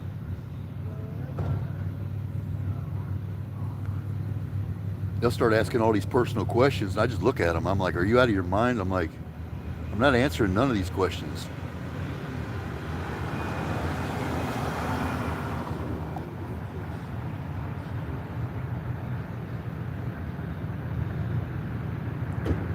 They've literally went and put in black and white paper in my, I was talking about that earlier, in my court papers. Rick, what are you doing? Doing a video? Get a hold of me. Did you get out of jail? Yeah, December 2nd. What'd you go for? That disorderly? That crap? Yeah, the judge doesn't understand the difference between what you can say and what you can't say. I'll hit you up on Facebook here in a little while.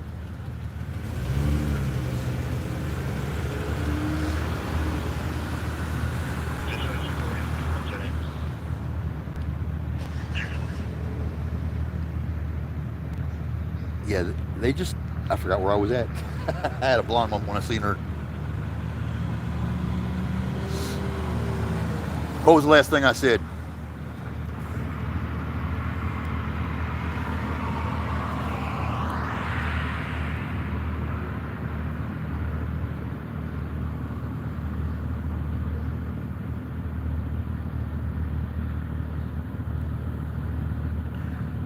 Josephine, I was looking in here in the comments. Watch it from New York. Any cop who stays up. New York cops are out of their friggin' minds. I've been watching a lot of with Eli lately and some of these other auditors. I'm telling you what, man, New York cops have lost their friggin' minds.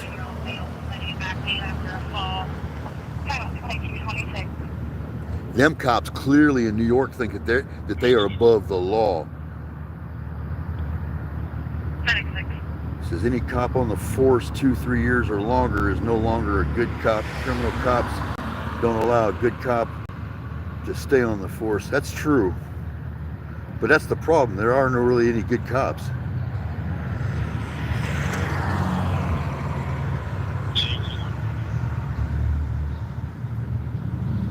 I forgot where I was at with that comment I was talking about. Straight up had a blonde moment.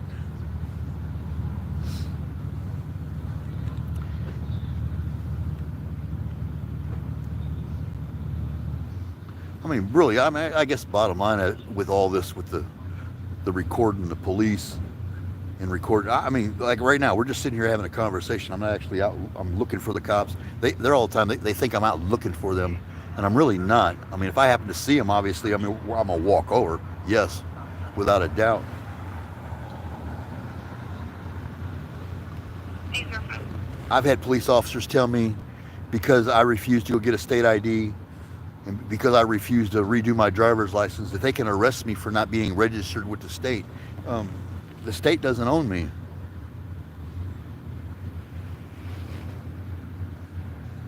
Despite what all their little pieces of paperwork say.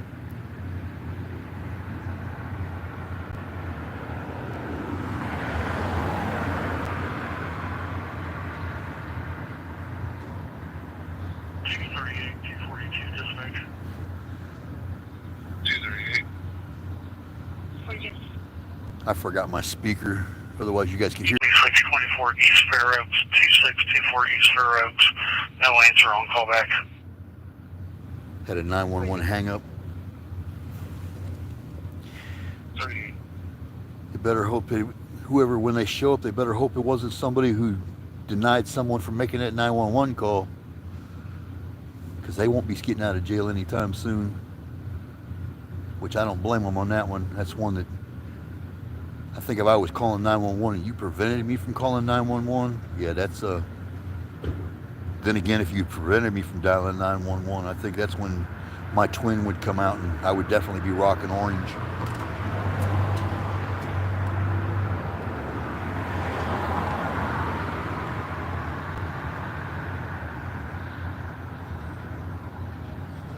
Yeah, I think they hide.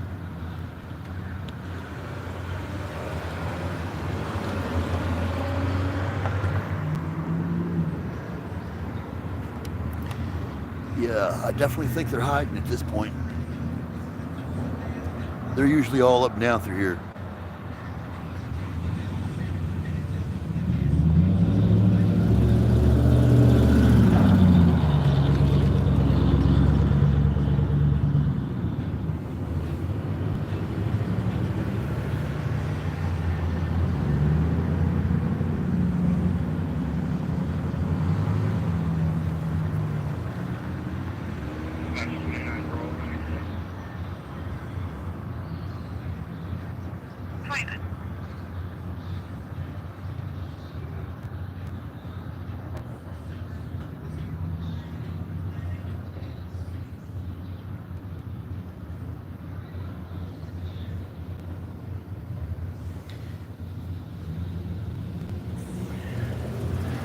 Look at this. These are people I'm subscribed to.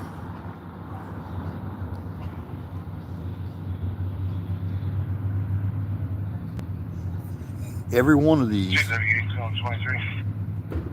are someone who records government. cover. And I mean, there's a ton of them. A ton of them.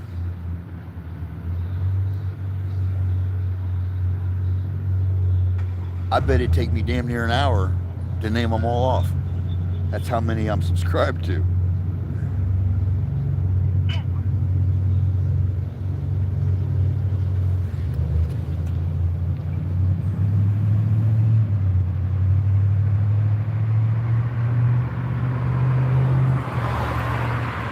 Most of these on here, I'll be honest,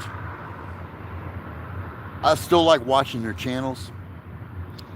But I'll be honest, there's a lot of them anymore. It seems like they're trying to sell you something.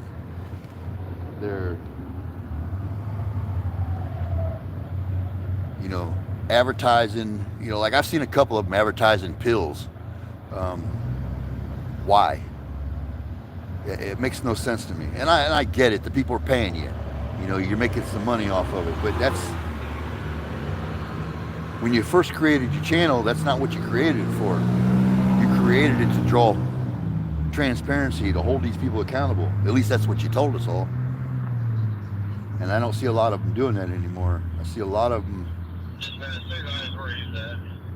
going out, like right now, I could go over here to the gas station and stand there and put a camera on people's faces and make them freak out and come over to the camera. That's not what I'm trying to do. It's definitely not what I'm about. You know, and don't get me wrong, I see some of these channels that are doing it, but to me, that's crazy. Going somewhere and deliberately standing and focusing on one person for 20 minutes until they say something to you, to get your content. To me, that's annoying. I don't think that, I don't think I should be doing stuff like that. But then again, like I said, to each their own. I mean, someone wants to do it, go for it. And don't get me wrong, like I said, I'll watch some of those videos because some of them are hilarious. I ain't gonna lie, especially when some of these people freak out and have a meltdown, knowing that they're underneath 12 cameras already.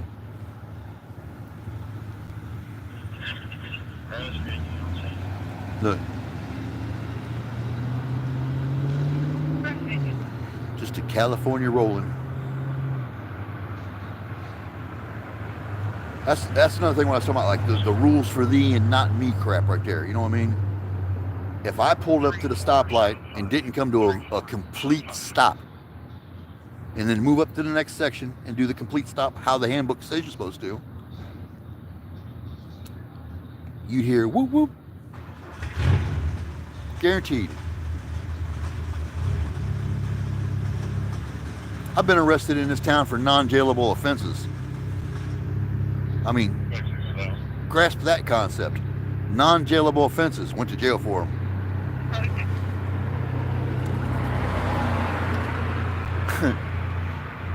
And these guys running around here just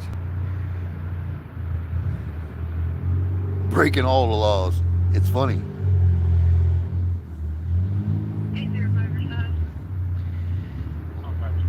Evans seems to think that if I say the F word out in public, regardless who's around, he can arrest me.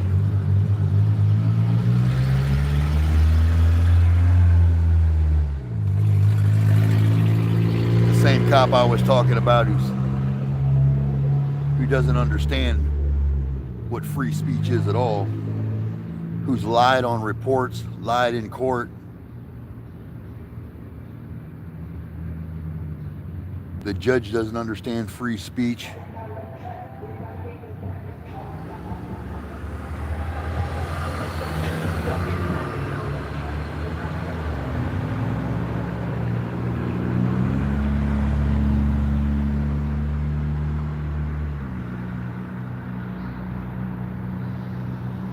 They're definitely crooked, that's for sure. I'll be honest, I can't wait till they start putting gallows in the middle of the town square. Start hanging some of these people for their transgressions and their crimes against humanity and the people.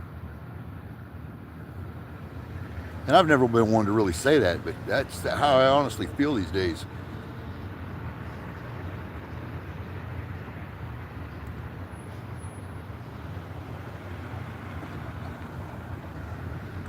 They used to hang lawyers in the street all the time. Corrupt judges and politicians.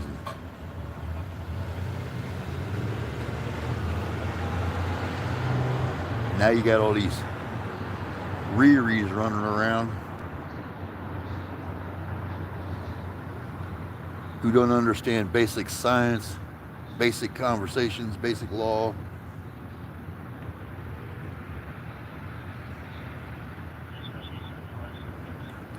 Who don't understand the First Amendment, for one, who doesn't understand the Fourth Amendment, and that you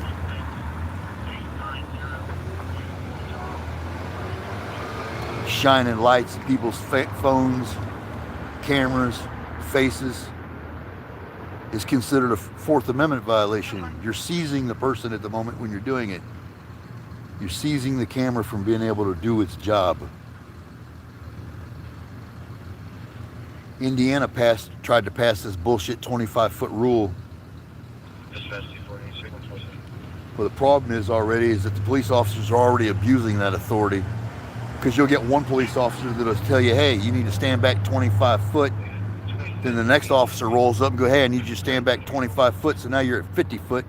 And then the third officer, now you're at 75 foot. And, the fourth officer at 100 foot. So where does it end? It's ridiculous. It's stupid. They've got too much power. And then you got people every 4 years voting for another idiot to come in to enact change, and the only thing that's changing is how much money you're saving at the pump compared to how much money they're putting in their pockets. It's ridiculous.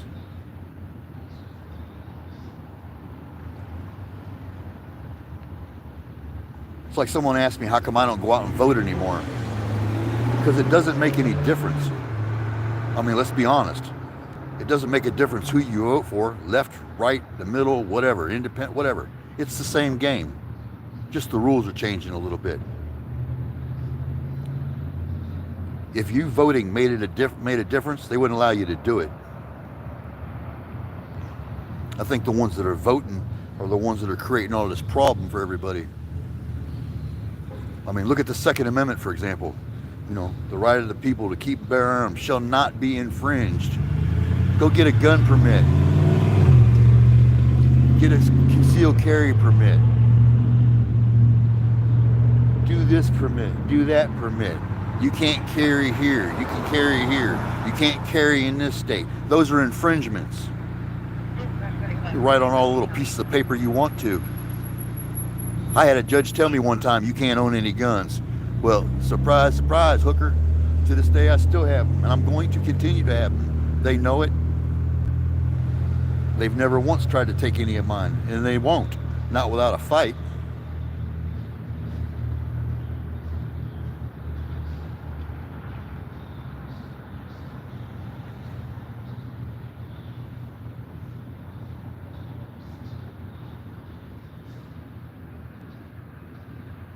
Too many people comply. Too many people keep believing what they've been told instead of doing any sort of real research.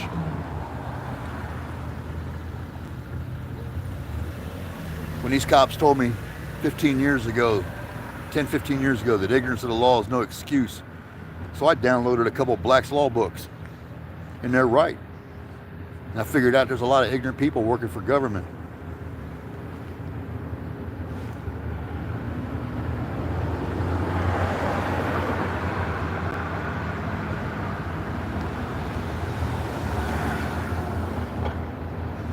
They all hanging out at the other end of town, it looks like. Oh, oh, oh.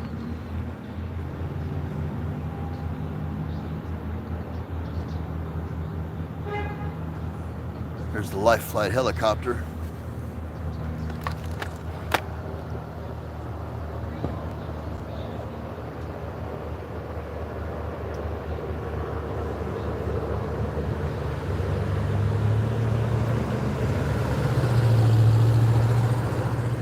Hopefully whoever's in that thing is all right, or gonna be all right.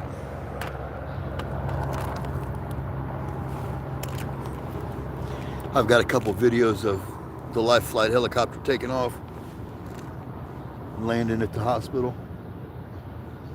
Occasionally I like to go down there and record stuff like that. There's an officer that I actually did a highlight on who's down there.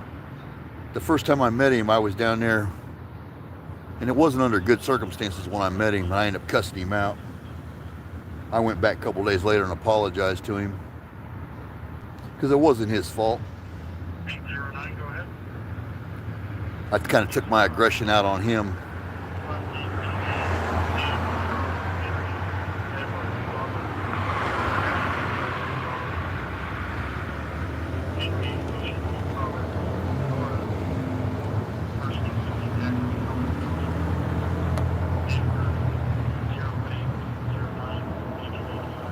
I'm tempted to walk down that way because there's a whole bunch of them that are going that way. That's like the 3rd sheriff, 2nd city police car.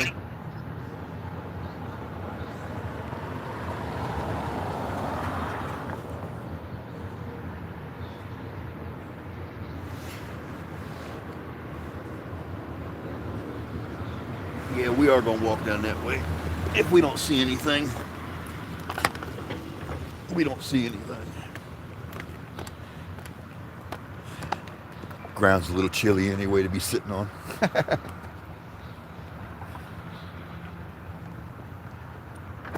So surprisingly, as long as this video's been going, I've only cussed like twice, 3 times. Twice kind of deliberately, just to kind of show the point there for a second, but I guess it's getting better. I definitely want to stop that. Oh, and I forgot, when I was talking about the city meeting earlier, when I went to the one, the chief of police, when I was talking about his officers who are constantly running around here calling my name out, knowing that, like I said, I'm live on Bad Cop. I'm not live on anything that says Rick. My Facebook is obviously my name. When I go live on the normal channel, or the normal page, clearly it says my name. But if I go live on any of my other pages or groups, there again, I'm not using my name. So these cops know this when I'm out. All of them. The staties, the sheriffs, the Homeland Security, all of them. They all know if I'm live, I'm not out here using my name. These guys will roll by and start yelling my name out. I've had some of them, while I'm talking to them, directly right in front of them, be giving out my name and address, and I'm like, dude, like, really? And don't understand why I get so bent out of shape. So at the last city meeting I went to, I mentioned it to the chief of police while I was there. I was like, what do I got to do for you to get your officers to keep my name out their mouth? I said, unless I'm under arrest, or you got a warrant for me, or, something lawfully that you're able to, to come at me with. Other than that, what do I got to do for you guys to keep my name out your mouth? Stop addressing me when you see me out in public. I mean, you want to wave at me, wave. I could be a nice guy and I can wave back. You might get the 1-finger salute, but but I still might wave back. And his exact words, and I quote, well, you can file a tort. Why enough? See, I almost cussed. Because it really pisses me off, to be honest. Why should I have to file a tort for you to tell your officers to act professional? To stop doxing me in public? Stop calling me out by my name, especially when you don't know me. File a tort. That's your answer. File a tort. The mayor even looked at him like he was a retard. Oh, I'm sorry. Riri. I said the tard. But that's how stupid they are.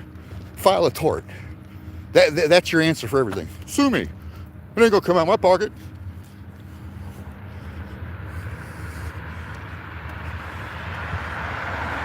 It makes no sense.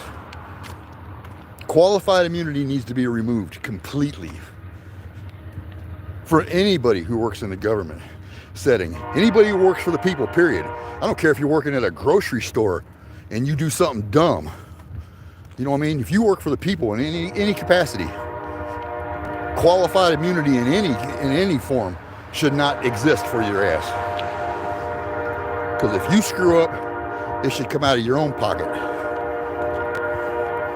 Why should the people keep having to pay for your screw-ups?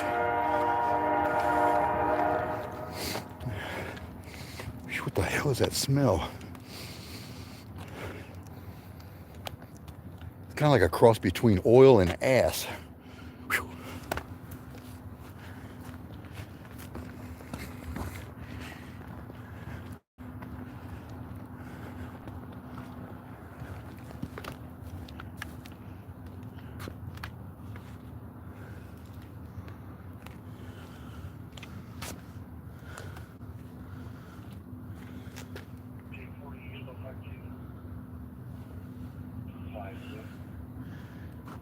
I'll be honest, man, I ain't gonna lie. some police cars are actually some nice looking cars. I think the reason I like this one is because I don't see any blue lines on it nowhere.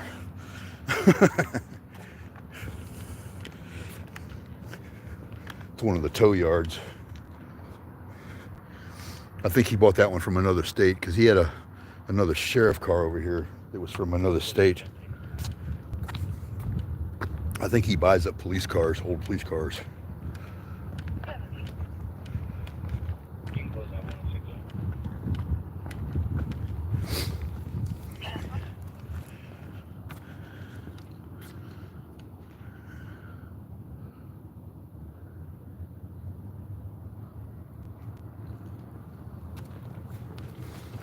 File a tort. I still can't believe he said that to me. I'll be honest. It blows my mind. But that's really their excuse. It's like the sheriff. I tried to go up to the courthouse one day. He's got the sign they got the sign up there talking about no cell phones. Well, there's a clerk in there, and I'm trying to record my interactions with these people because what they've done to me. And I've already had other officers, deputies up there lay their hands on me for trying to access public records. And then they turn around and then they're talking about I can't go in there. The sheriff comes up and tells them, oh, he's trespassed. He can't be in there because he's got the camera. But then he's not trespassed without a camera, so hold it. You just said I'm trespassed.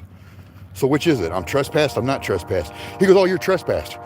So every time I go up to the courthouse, I can go in without a camera and I'm not trespassed. But if I have my cameras on me in any fashion, if they're sitting outside or anything, I'm trespassed from the property. How's that work?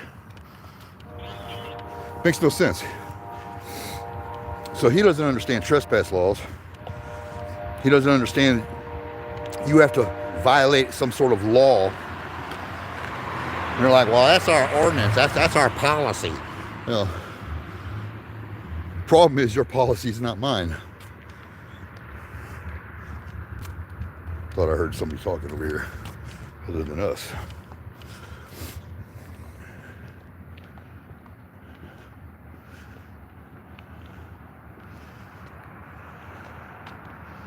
I see tail lights. It's not a popo.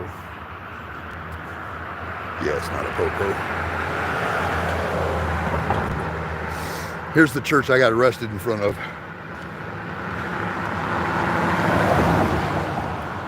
I got to about right here, literally from that sign. I got, well, see where the hydrant's at.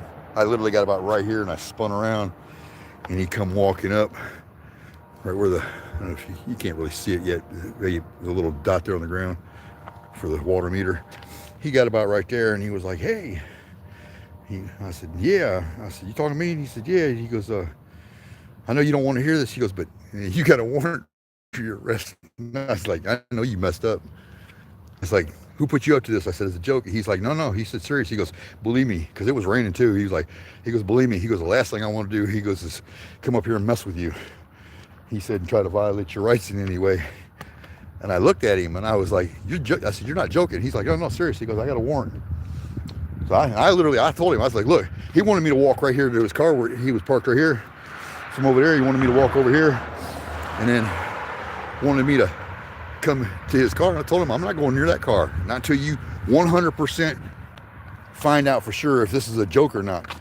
I said, because I just did time, I said, over this disorderly. And I said, now you're telling me, I said, I got a disorderly, a failure to appear for a disorderly. I'm like, no, I just did time for a disorderly. I'll be damned, I said, if you think I'm going and getting in that car. I said, willingly anyway. And he was like, well, he goes, I just need to at least keep you in sight. So I told him, I said, I'll tell you what. And I took another few steps towards that sign back there. And I told him, I said, I'll walk up to that sign. I said, so you can keep me in sight. I said, believe me, I said, I ain't gonna run from you. I said, I got no intentions of running. I said, if it's a valid warrant, I said, obviously, I said, I'll go. I said, you ain't got no worries about that. So he turned around and I walked up a little further and he turned around and, like I said, he let a buddy of mine show up, let me empty out my own pockets. He didn't take nothing off me. He didn't search me. He didn't do nothing. He let me take everything off myself.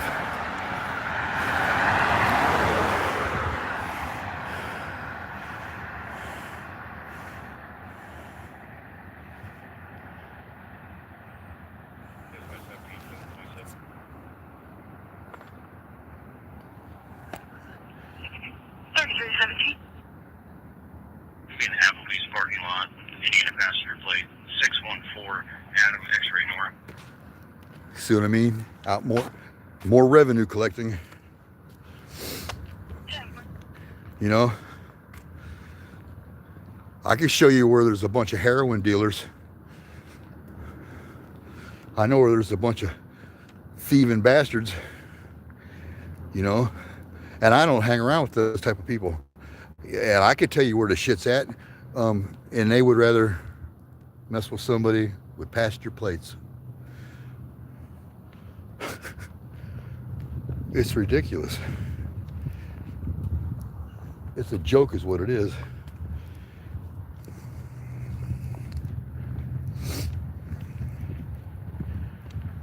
Someone probably doing, well, speed limit down on 3 is 40 mile an hour. So someone probably doing 41 or 42 in a 40. And he said Applebee's. So there again, if he's at Applebee's now, unless they were called to the Applebee's because of some sort of disturbance, is one thing. But if they're, see, that's another thing. Inactive. You ever been on a piece of property or being somewhere and you know for a fact it's private property, and the cops come up and they're like, oh, well, I seen you shortcut the parking lot, or I seen you do this and I seen you do that. But they've got no jurisdiction on those properties, period. You know, you can't enact parking lot or enforce road rules in a parking lot, even though you might want to. I hit a car one time in a private parking lot due to ice. The guy was all bent out of shape.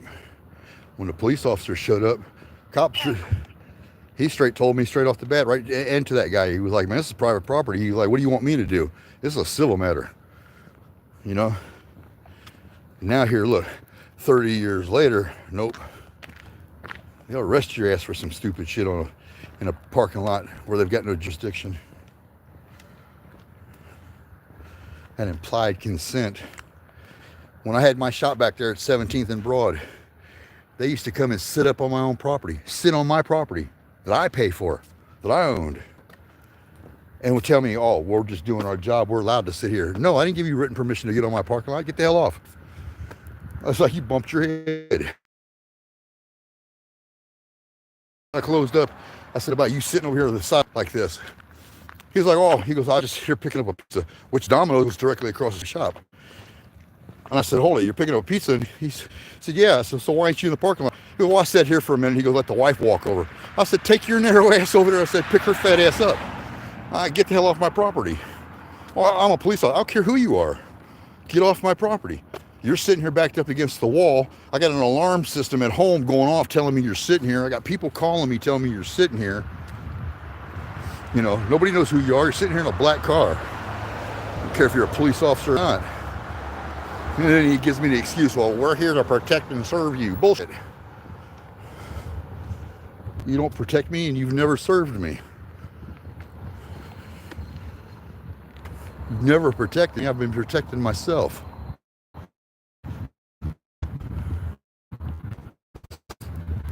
I'll be honest, I had a really good ink with a whole shitload of cops one time. I was, I think I was 18. Almost 18, yeah, I was almost 18. But I took my Camaro, I drove a buddy of mine to Valdez, North Carolina, from Ravenna, Ohio, Portage County, Kent State.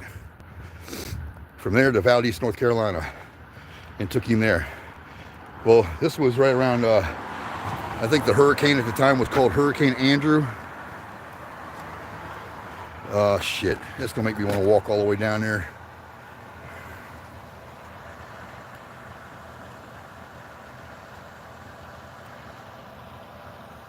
Anyway, I think the hurricane was called Hurricane Andrew. When the hurricane happened, we were driving and the wind literally picked my Camaro up and slammed it into a tree. I mean, slammed it into a tree. Say this is the Camaro where the hood comes across at the bend to the end of the hood. The hood was standing up like this I mean, literally everything. The front wheels and everything were up in the air. You could literally walk up and go like this and spin the wheels. It was messed up. I had to go to the hospital. I had a broken nose. I turned around and I get to the hospital and everything. A couple of days later, I realized I'm stranded in Valdez, North Carolina, and I got no way home. So I go to the hotel. I got me a hotel for a week trying to figure things out. Started realizing I was getting really low on money and I couldn't keep doing the hotel thing, or otherwise I'm clearly not gonna be able to make it home. So I went a couple different places to try to get some help to see what would happen. No one would help. Finally, someone suggested to me, go to the police department, see what they can do. So I went to the local police department there in Valdez, North Carolina, explained to them my story, what had happened. They took it upon themselves, and this, like I said, this is like one of the only really positive interactions I ever had. Well, until I got home, but we'll get to that in a minute. Every cop, and I mean, when I say every cop, they drove me from that department, literally, to the edge of their county, had another police officer waiting, and got me into that car to the next county, to the next county, to the next county, from Valdez, North Carolina, all the way to Ravenna, Ohio. And you're talking, what, over 1,000 miles? County to county. Every police car I was in the front seat. I was never searched. I was never harassed. I had nobody talking shit to me. Like I said, I'm the one that asked for the help. I'm the one that asked for the ride. And they gave me a ride all the way home. Now, keep in mind, great interactions with every police officer I had dealt with at that age. I get to my hometown, some little tyrant woman who worked for my hometown misunderstood what was happening. This BI and a few other choice words was sitting there waiting for me. This hooker shows up, throws me in handcuffs, cussing me out, throws me in the backseat of her car, was cussing me out, talking about, if you were my child, rah, rah, rah, rah, rah, and all this other crap. And I'm sitting there thinking, lady, I called for help. And this is your idea of help when I get home? You, out of the 50 plus something cops that drove me all those counties, I mean, like literally, I think I was in, 60, well, however many counties that is from Valdez, North Carolina. I'd have to look it up on a map, but it's a lot of counties. That's a lot of cops. I'm talking sheriff, city cops, state highway, every one of them were sitting at the next, county line waiting. I'd show up, I'd get in the next car, hey, how you doing? And literally, not one of them violated my rights. Every one of them was great. We stopped off at restaurants. I mean, the whole 9 yards. I mean, I had a great time, honestly. And then I get to my hometown and the little tyrant hooker decided she gonna violate all kinds of rights. I couldn't believe she did it. When we get to my house, she's telling my mom, well, he gives you any trouble, you call me and I'll come here and I'll personally put him in this place. Hooker done lost her mind. She didn't last very long on the force. We're gonna cross over.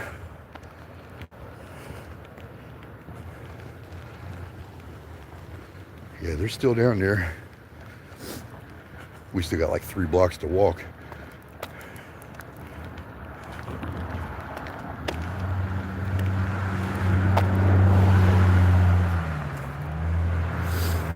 But yeah, that was one of the best experiences I've ever had with police officers.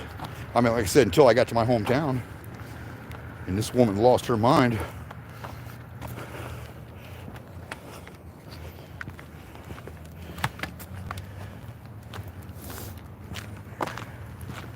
I forgot my one headlamp. Bear with me for a minute. Like I said, it's dark. I don't want to shine too much of the light up in here because I've got it in my hand for certain spots of the sidewalk. There's certain parts of these sidewalks here that are really screwed up that need to be redone and fixed. This area down here is another popular spot for people getting pulled over. the factory I was talking about I used to work for, that I was talking about possibly doing a record on, is actually over there. So since we're down this way, we might walk there on the way back. I should have put my tires on my bicycle and used the bicycle tonight for some exercise, but I still got my BMX bikes from when I was a kid, except for the new one I've got. Well, it's not new, but new to me. A friend of mine had it sitting in his barn for years. Oh, Dyno GT. What the son of a bitch.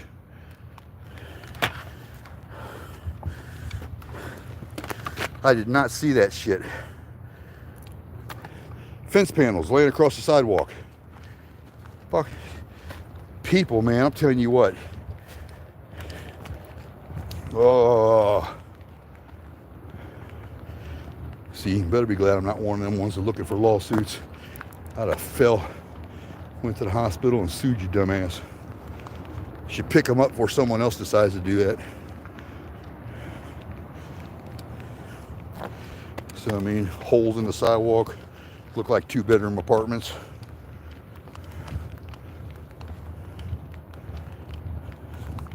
Turn off light.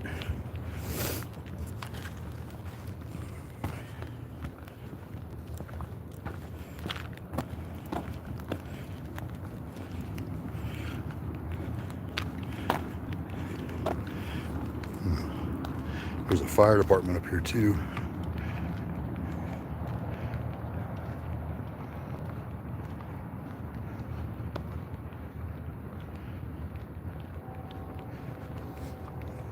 If I didn't have all this equipment on me, I'd be jogging right now.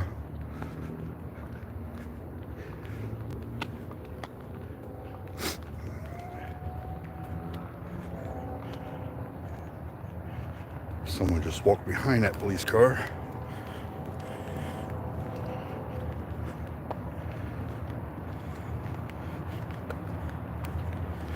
Kind of wondering maybe if we should have walked up here a little bit sooner when we first heard this. I've been sitting here quite a long while.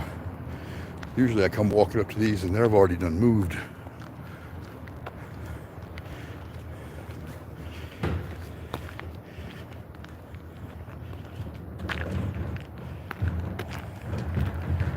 Hey, someone actually knows how to take their trash cans in.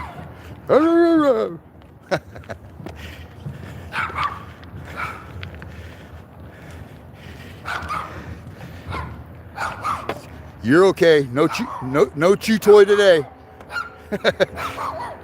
Said no chew toy today.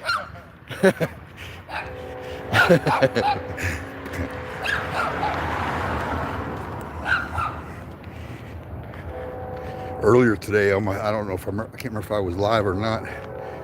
I think I just went live. No, just before I went live, I was talking to a friend of mine on the phone before I decided to go live. In this, what'd she say that dog's name was? Not Thor. Anyway, this black, I've seen some pretty big black labs, but this son of a was huge. Come running up off this porch, man, and immediately was standing directly in front of me. Boy, I stopped dead in my tracks. I'm sitting here thinking, I mean, because I hate to admit this, but I mean, it wouldn't be the first dog I've stabbed for trying to bite me, you know? I had one dog one time jump on me, and the guy kept telling me, he goes, I'll let that dog bite you. I said, that dog bites me. I said, you're going to be really surprised what I do. He sicked that dog on me. I picked that dog up and bit it back. That dog went away yelping. So I can't believe you bit my dog. Can't believe you sent it to bite me. It's like, I've been to Chinese restaurants. That's probably wrong. That's actually a funny story though. I was at a Chinese restaurant one time with my ex-wife, and I had this phone that had a cat ringtone, and I kid you not, it sounded real. I mean, it sounded like a real cat. And that phone started ringing about 15 minutes into our dinner, and I'm sitting there, and I just started doing like everybody else. I started seeing people looking around. So I started looking around. I looked underneath the table, and I was like, I got it. And I answered my phone. I was like, hello?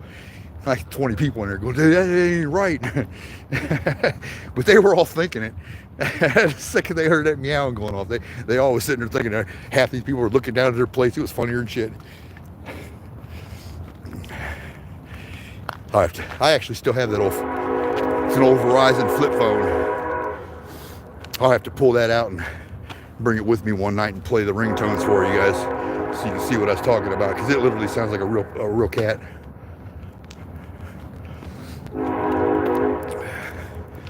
Damaho.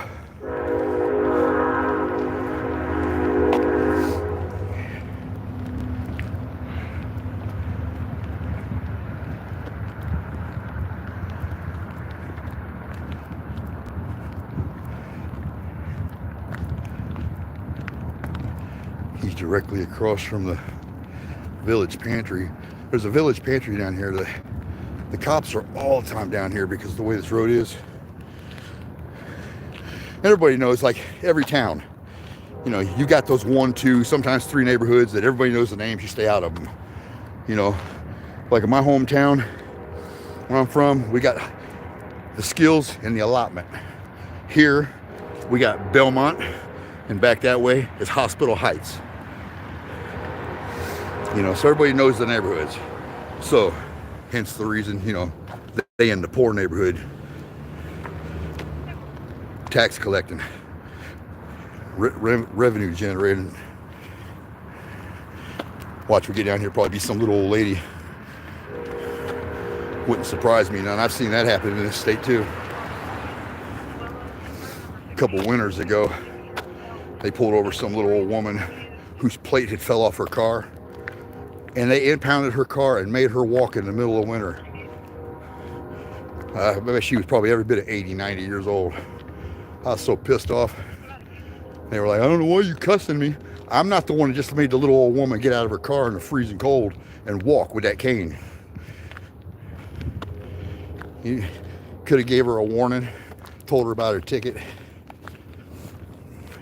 or told her to, you know, make sure she gets her plate straightened out. I'm pretty sure her driver's license and her registration and everything was all correct into the vehicle. They don't care.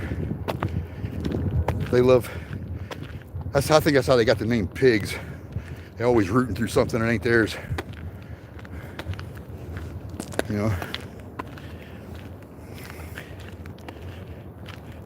Taking stuff that they got no vested interest in. Something that don't belong to them. I had a police officer in Ohio pull me over one time, and that video is on my channel. I was taking my grandson to school.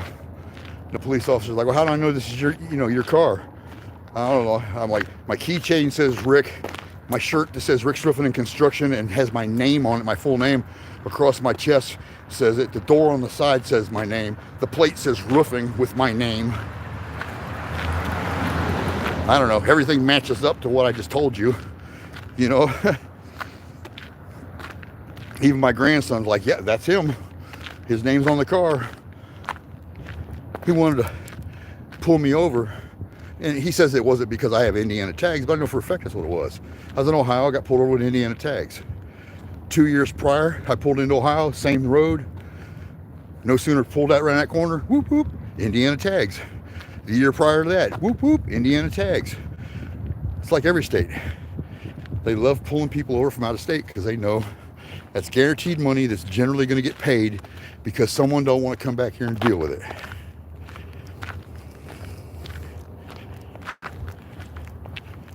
Like I said, me, I'll travel. I don't care. I mean, look, I'm out walking. I've literally walked across this country. And that's no joke. When I was 16, I took a Mongoose BMX bike and rode from Ravenna, Ohio to Detroit, Michigan and back 3 different times. And then turned around during that same trip, once I got back to my hometown in Ohio, where I was born, I decided to go to Summersville, West Virginia. From Summersville, West Virginia to Virginia Beach, from Virginia Beach to Washington, D.C., back, all on that pedal bike. It took me about 2 weeks, non-stop riding. I had a blast. If I'd have known about Guinness World Records back in the day, I'd have had them record that stuff, documented something. When I was 13, I was over in Canada on a skateboard spending the days. I'd ride from the edge of Dearborn and Michigan Avenue, literally 1 block from Dearborn in Michigan, Detroit, Michigan. I would ride from Michigan Avenue on my skateboard. I'd ride that thing all the way down Michigan Avenue, go up to the Ambassador Bridge, cross over the Ambassador Bridge, and go spend the day in Canada. I did that every day for, I don't know, 6 months, 6, 7 months, something like that, until my friend moved to Quebec. I was going over to see a friend that was being brought into the United States to go to school with us. That was right around the time they were still doing some of the segregation type deal, busting people around.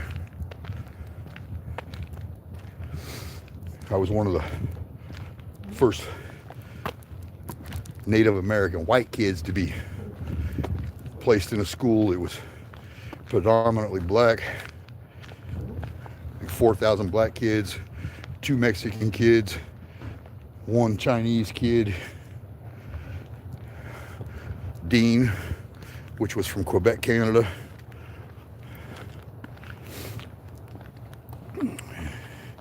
And then my token little skin job.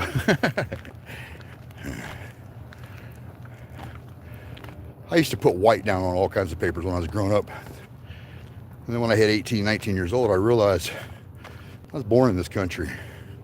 I'm native to this land. Makes me Native American, just like anybody else that was born here, regardless of your nationality or skin tone.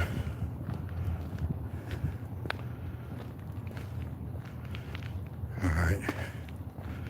We're getting ready to go quiet here in just a minute.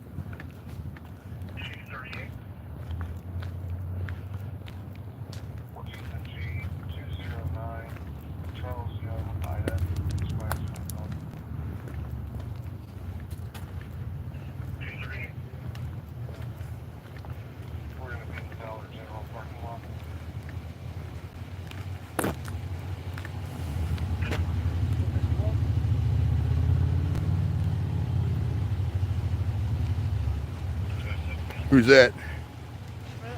Oh, hey, how you doing? I was just talking about you here a little while ago. Congratulating you on being one of the good ones. As per always, I don't have an issue with the filming, of course. They just ask that you remain a respectful distance. It's a DUI investigation. So make sure that she's able to provide clear instruction. Oh, yeah. Yeah, you know me. I'll never get involved. Oh, I can't. But I'm trying to keep it on. Oh, okay. Which one's your car? That one? All right. That's Schmidt right there. That's the officer I was talking about that arrested me that one at night. Pretty good officer. Done his job. Been respectful the whole time. It's a DUI stop that we're on.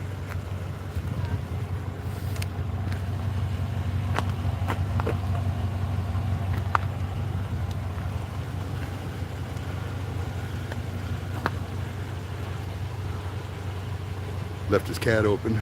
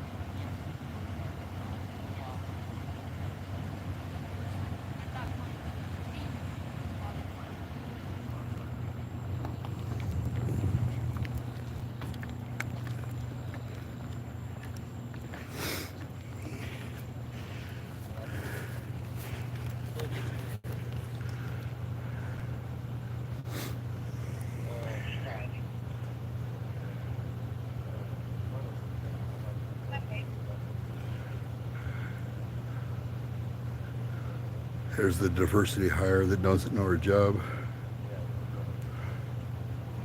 Yeah, I need to get I don't know. Okay.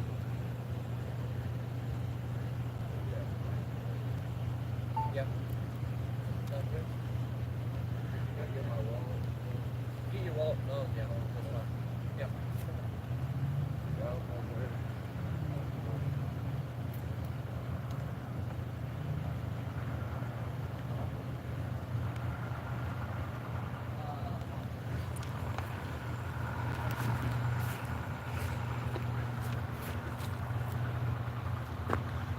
Uh, 9873 car 49.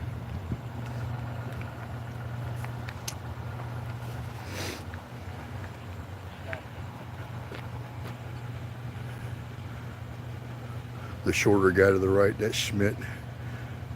He's the officer that I told you that put me in the car that didn't have a issue. Handcuffed me in the front, first time ever. Was actually pretty nice. I was actually surprised. He let a buddy of mine show up to the spot.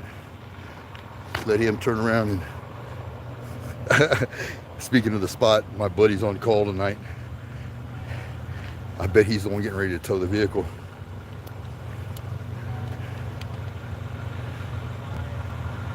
No, it's a semi.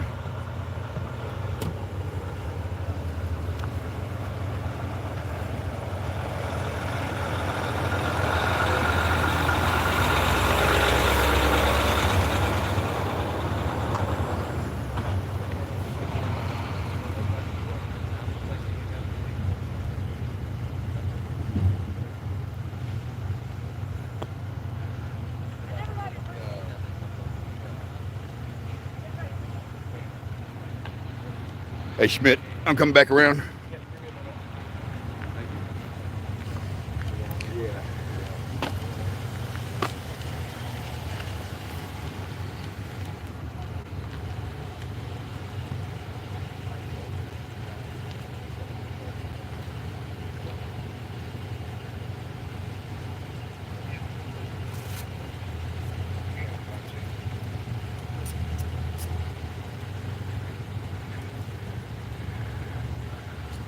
He's handcuffing him in the front. That's a good thing. He learned that from you? And I'll explain how normally that is based on compliance level. Right. So, of course, by placing it in the front, it allows a much larger range of freedom of movement.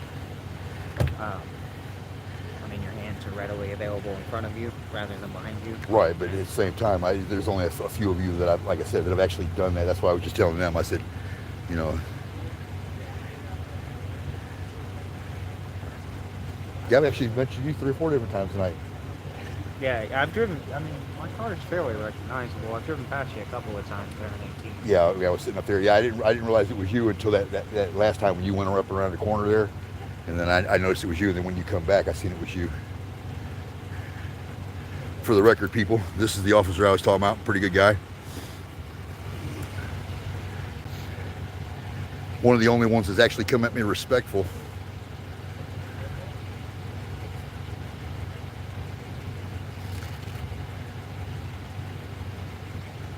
She's the one I was telling you about that night. I said, remember when I told you I said about the incident over by my house where that guy was yelling? It's like about a block away and I could hear him. When I got there, he was actually in the window of the one police officer that was talking to him. She's the one that showed up, and I told her, I said I wanted to file a complaint against that officer for giving a complete stranger my name. And then she just like, oh, well, he's just doing his job. No, he's not doing his job by giving my personal information to somebody. You know, like, but that's her. I was like, she's the one that night when you were talking, and I said, you know, there's a couple of them I think are just diversity hires. That's one of them right there. And she probably is a good person, you know what I mean? But that night, now, but then again, the very first time I had to deal with her, though, she is one of the ones that showed up when I told you when I had that battery charge, and showed up, and she put me in the back of the car, or no, I think she put me in the front of the car. Yeah, that was the night I was talking about. It wasn't your car I got put in front; it was hers. She put me in the front, handcuffs in the front, was great that night. I mean, 100% great. When they dropped me off at the jail, dude, they lost their minds. I couldn't believe it. I was like, the jail straight up dropped the ball. He sort of looks a little bit familiar. He might have been with her that same night. See, and that was another thing too. Remember when I was saying before, like some officers, like when they'll come to your house, if they know they got a warrant for your arrest or whatever, how they'll come around, start shining flashlights everywhere and being disrespectful and doing all kinds of crazy stuff. They never did none of that. They literally, they did not do any of it. They waited till everything was all said and done, turn around, and They're then. both rookies. I had a hand in training. Well, they seem, like I said, they seem to be pretty good. I've only had just that one bad interaction with her where she refused to take the complaint on the other officer. They getting ready to tow this? Yeah, that's what I'm about to call for. It'll probably be my buddy showing up. Dispatch.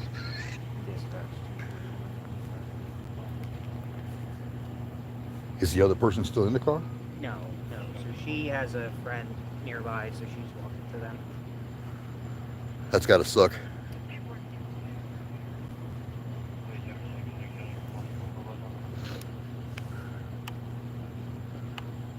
Yeah, see how much darker it is without that light? I'm gonna pull my car around. I'm ready. Oh, you're fine.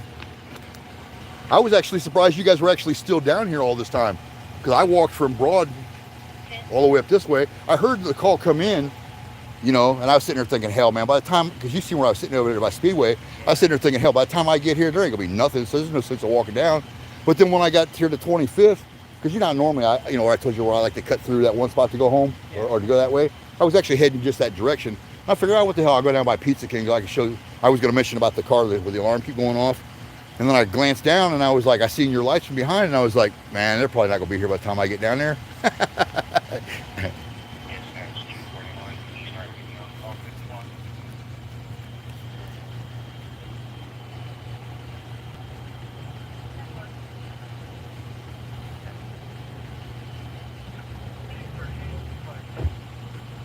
What's messed up is that where I live, we tow for these guys.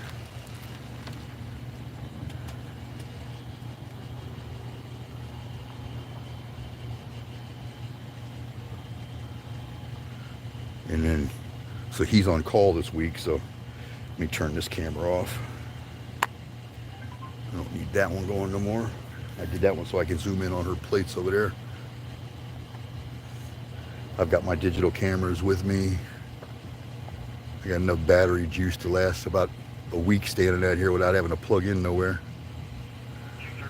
So this is a DUI stop. The passenger got to go home. Oh, excuse me. The driver was placed in the front seat of the car, handcuffs in front of him.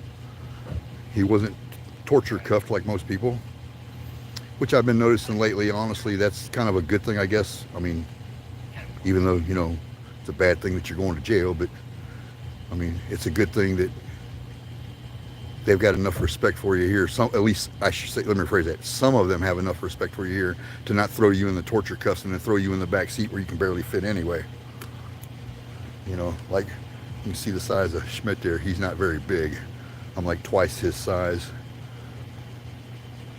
He's the officer that arrested me the night that I was out.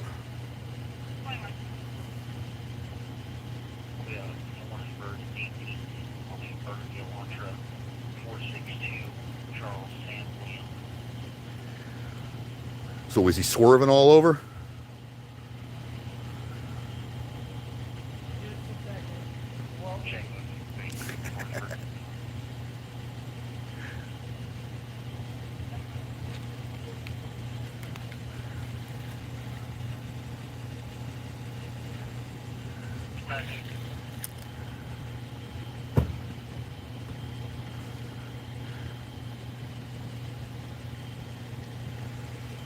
Let me see what car he's in, so I don't do nothing to.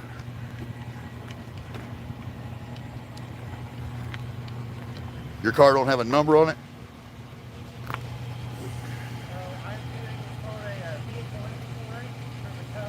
Oh no! I meant your car. I said your car don't have an actual number. Number 20. Oh, you doing the inventory?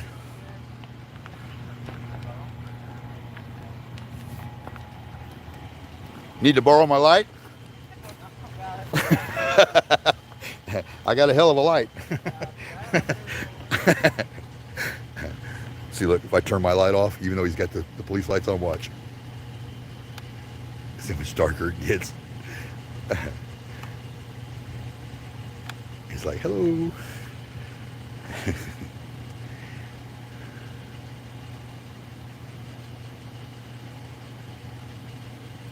Newcastle Fire, 26 East Fair Drive, 26 East Fair Drive.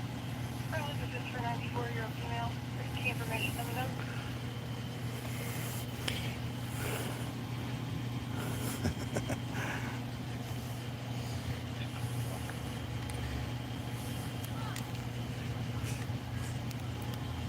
Said, that's some light.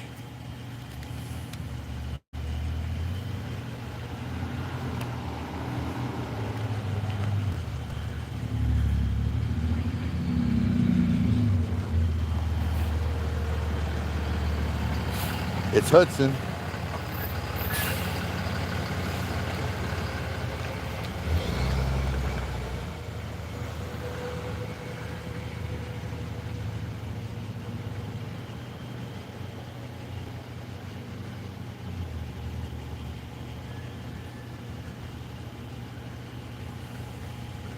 I kind of thought my buddy would get this call.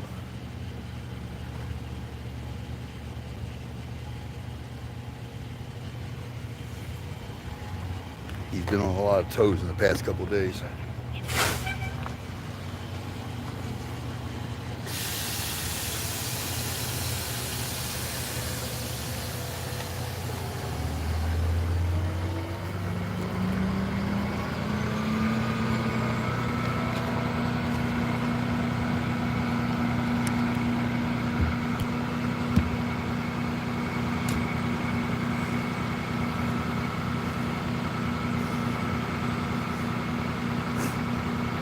What's up, Henri?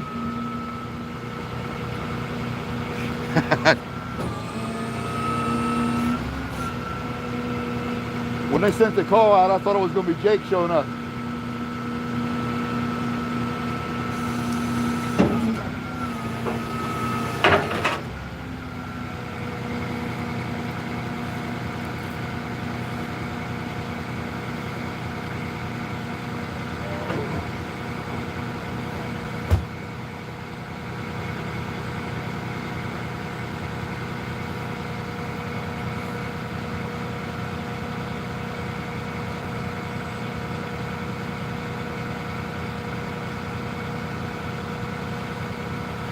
I just noticed his bed of his truck got lights on it.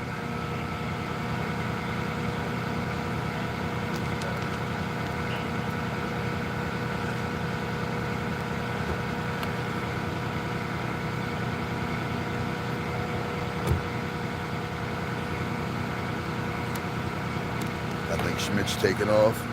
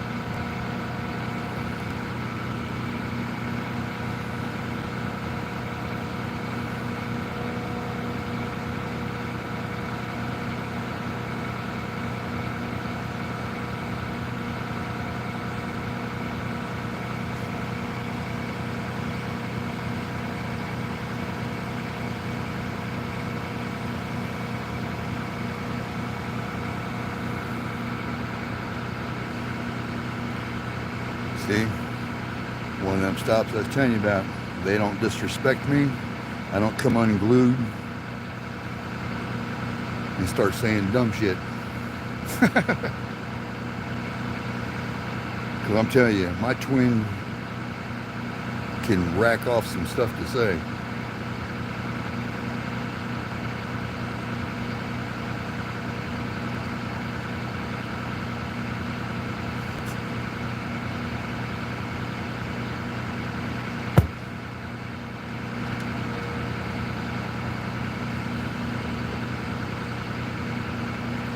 I know they gotta love the tows, where all they gotta do is start them up and drive them right on.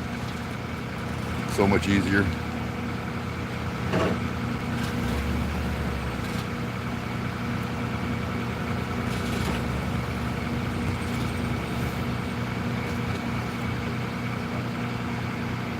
Ain't that so much easier than have to pull out them chains?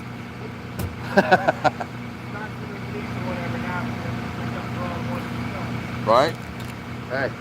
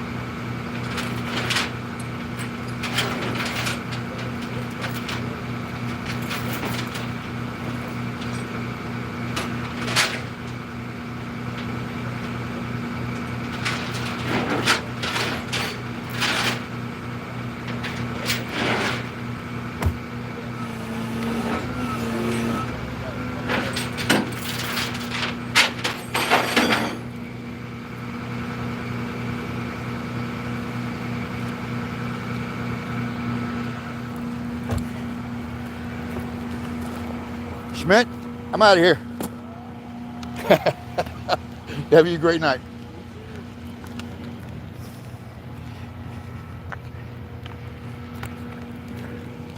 If you get any more toes out there tonight, be careful.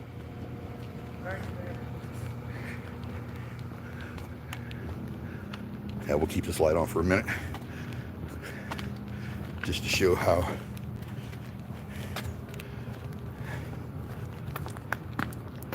so it was a DUI stop.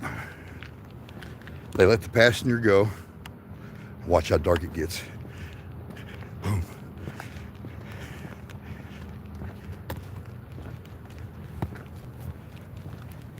That one female officer, I've got a video, and I think it's live on the channel.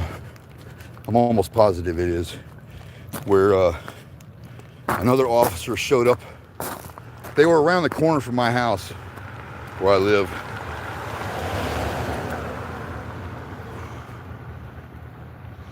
That's another city police officer.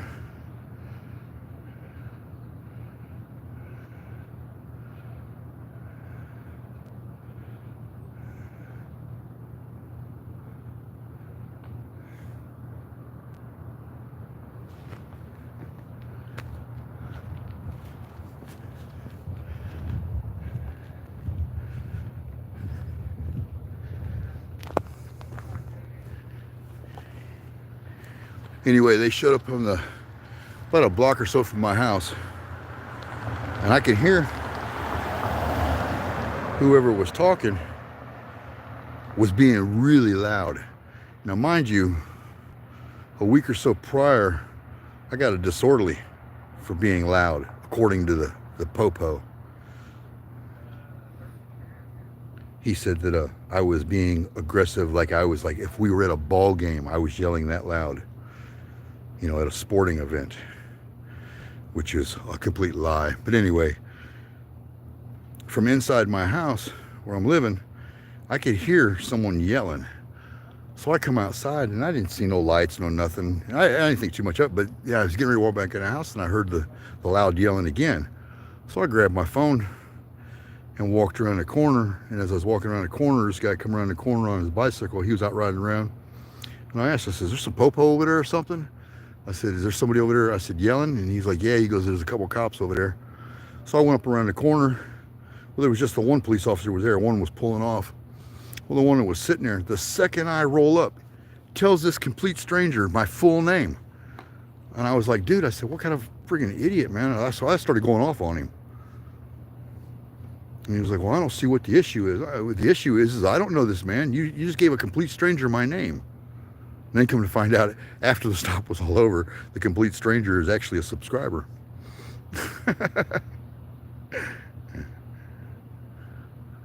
You know, but it's just the point. You know, I mean, some of the stuff that some of these guys do is ridiculous. Like right now, you know, Smith's getting ready to leave. I don't know why they showed up on him. Probably because I'm over here with the camera. I had the other phone in my pocket where I couldn't hear anything.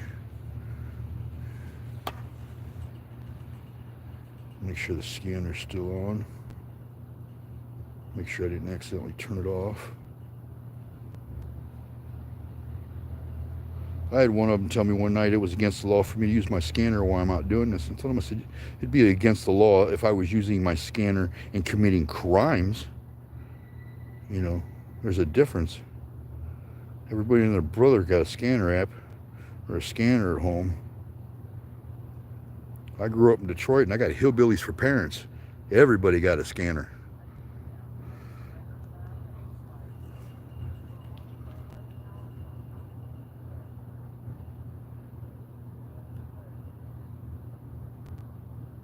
Yeah, that stopped actually over with anyway. We'll go ahead and walk down this way. Now one night, see these bushes right here. They're on this side of the, well, you can't really see them, but they're like right here, these bushes. There's a mailbox right here. Done. Brown and Nicole. This big old bush. 8-6 David. Lloyd Charles Henry. 24 expiration. If you notice, Haunted. see that cement block right there? I was sitting right there and was watching all the cops come through here, not stopping for the stop sign, and breaking the law, nailing everybody else for the same stuff that they do.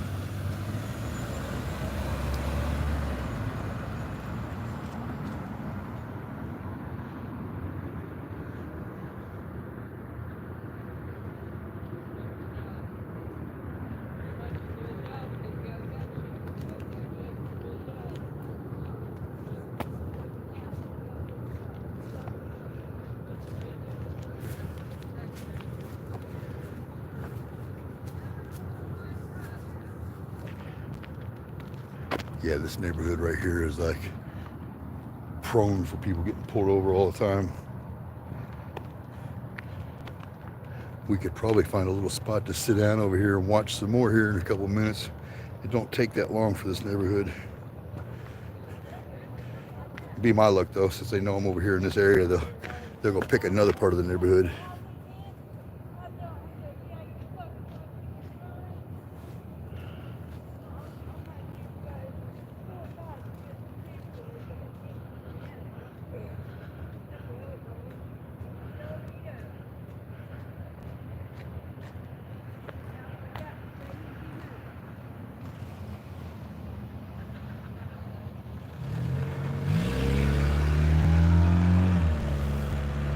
See, it's stuff like that that honestly gets you stopped over here in this neighborhood.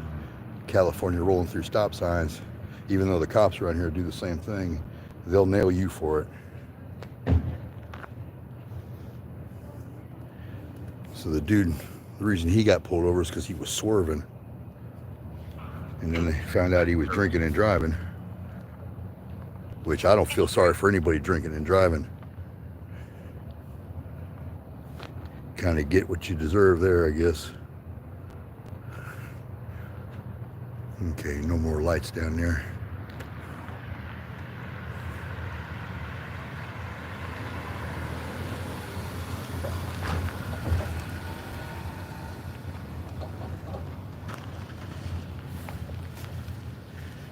You know what?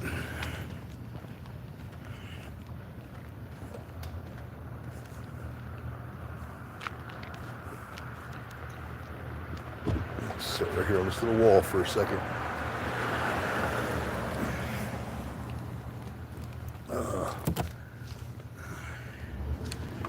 We're hidden by a couple little signs here.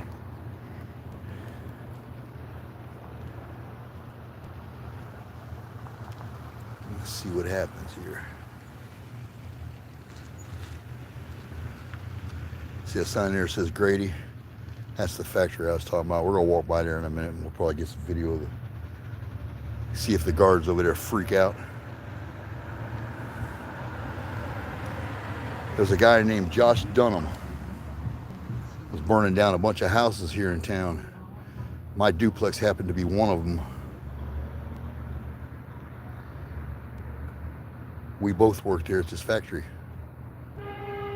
Come to find out later on, this guy was supposed to come and relieve me and give me a break in the room that I was at, in the break-off room. Come to find out, dude never showed up, and I finally got pissed off and I locked out my machine. I was like, I got to use the bathroom, you know what I mean? It'd been like 3.5, 4 hours since I'd had any kind of a break or had been able to use the bathroom or anything. And I told 3 or 4 different people that were higher up in there, and they were like, well, just give it a minute, dude will be there. And he never did show up. 6 o'clock in the morning, found out this son of a bitch burnt down my house and 5 other homes, which I had a duplex. So technically, he burnt down 2 of my homes. The apartment house that was next to me had 4 homes in it. She was redoing the basement and putting another 2 in there. So you figure she'd had 6 homes in there. And everything he burned down that night was actually, they were duplexes.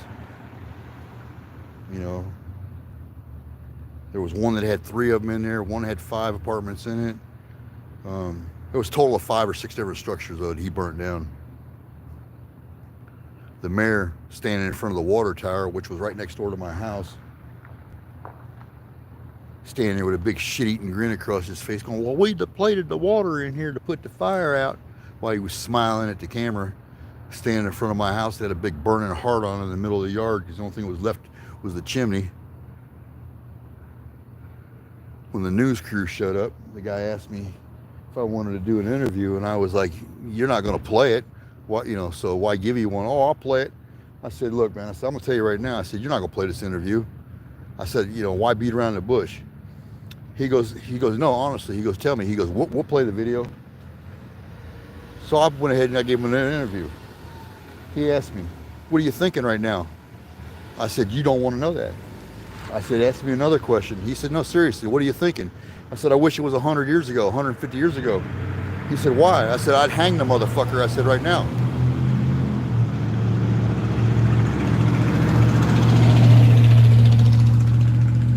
Exactly what I said.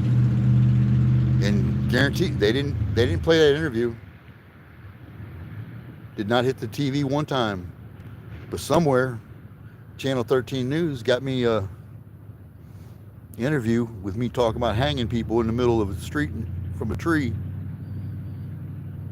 I mean, because think about it, 150, 200 years ago, you'd have stole my car, that's stealing my horse. You'd have hung for that. You stole my cattle, you'd have hung for that. You'd have burnt somebody out of house and home, you'd have hung for that. But if you say today, that's the kind of stuff you wish that would happen or could still happen. Oh no, they won't play that interview. But I told him right then, I mean, I know you're not going to play the video. You're not, you know, whatever I say to you on an interview, you're not going to play. Oh, we'll play it. I guarantee we'll play it. You know, they guarantee.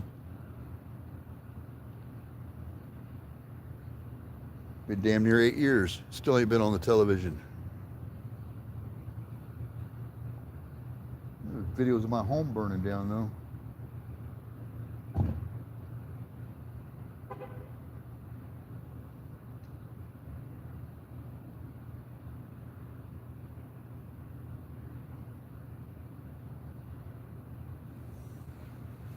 I'm gonna mute this for a second. I gotta make a quick phone call.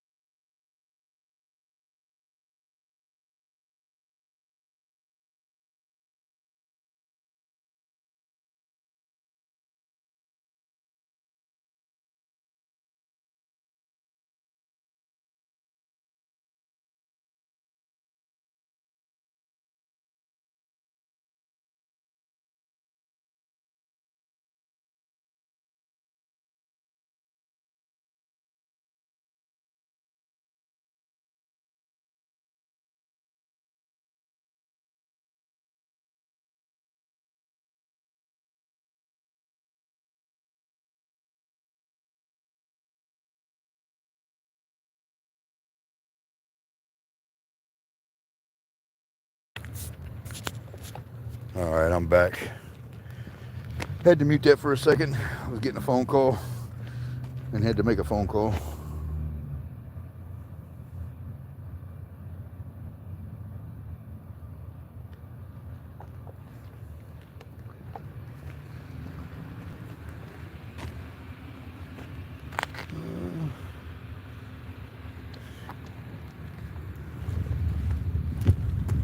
You know what?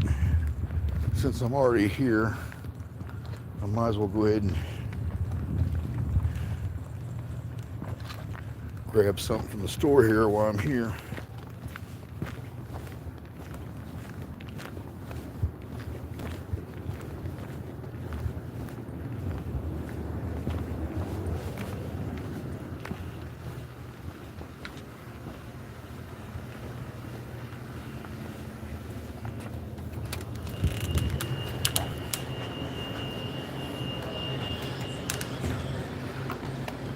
Hey guy, I'm gonna set this right here. I'm gonna set this right here. I'm recording right now. I'm actually live, but actually here. I'm gonna mute this.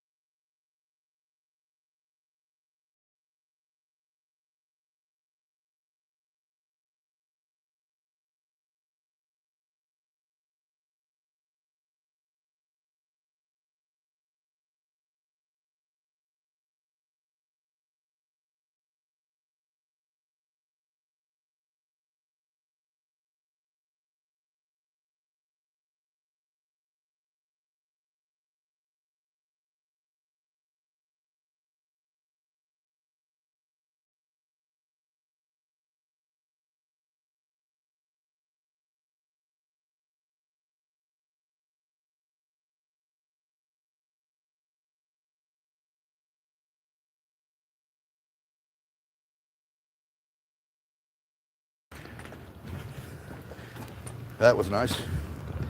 Went in to get me a sandwich, and the guy became a subscriber. Shout out to the gentleman at the VP, the Fast Shop.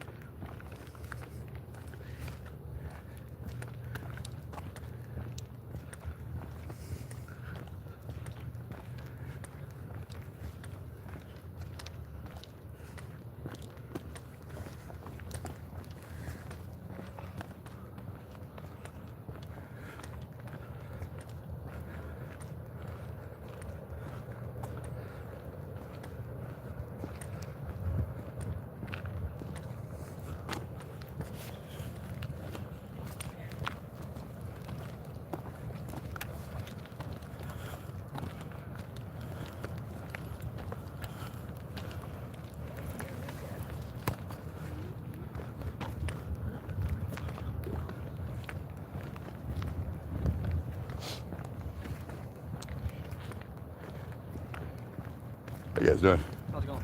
So, you guys feel like that's what I should be doing, walking in the street, and these fucking sidewalks are outrageous. I said, that's what I had to be doing, walking in the street. I said, these sidewalks are outrageous.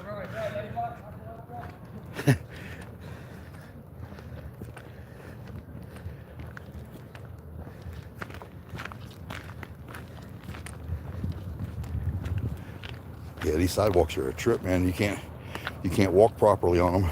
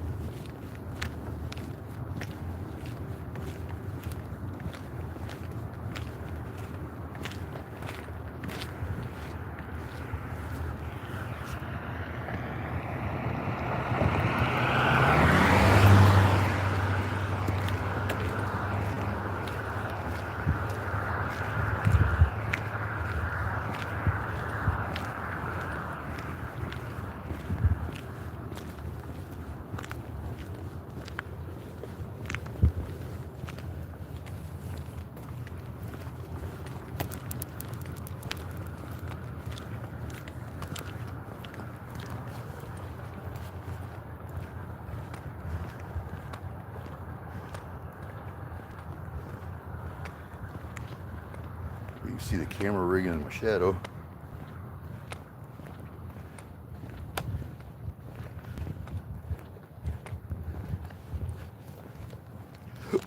Oh, excuse me.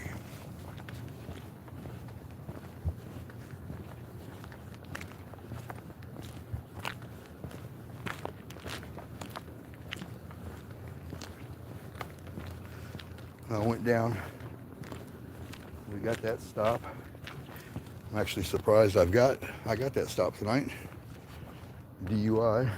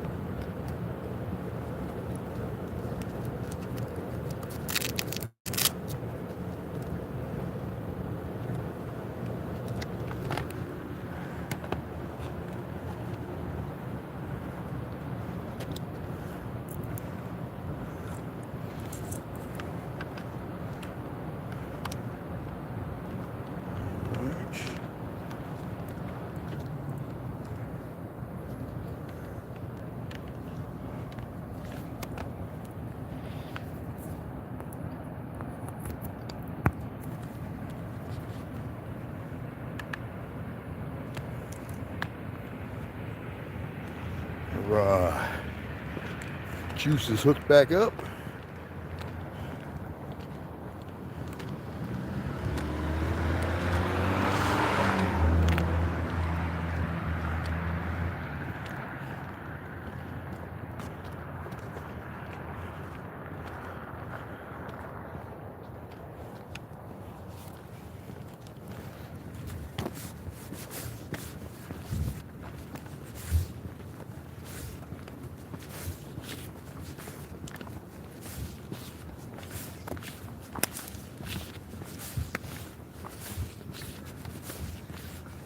What's that? How you doing?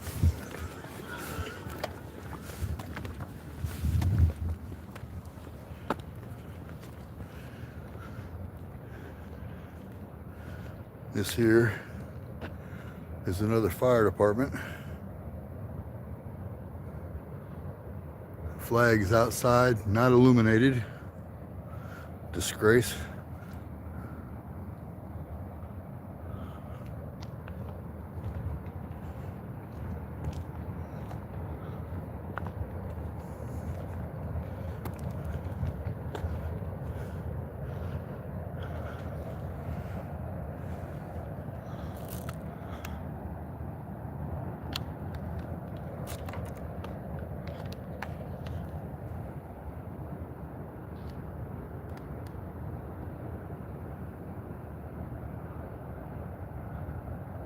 So the flag is on the pole. Like I said, not illuminated.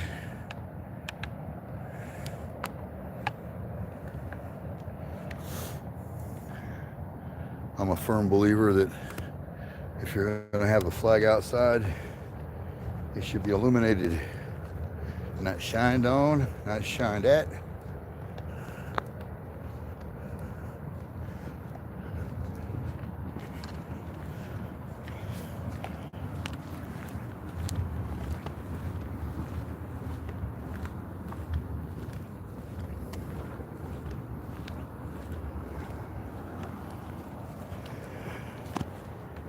I can smell the foundry I used to work at.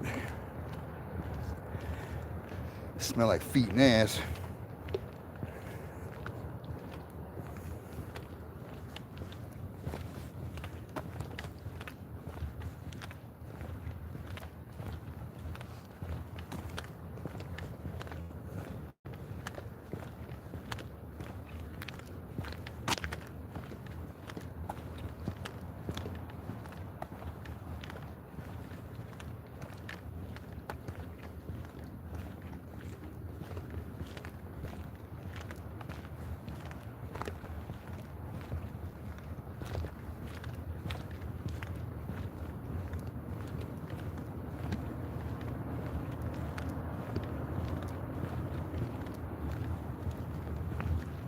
See, like I said, you know I'm on this end of town.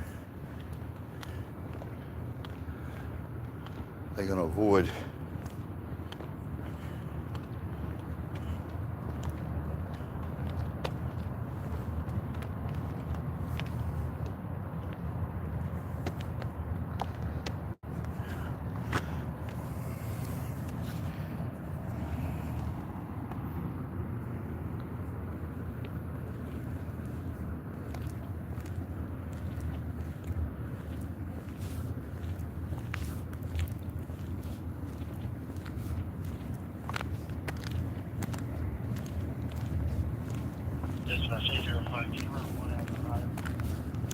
See? One out of Ohio.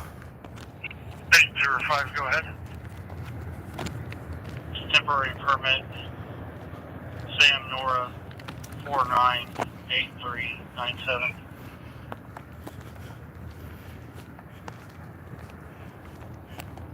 Stand by.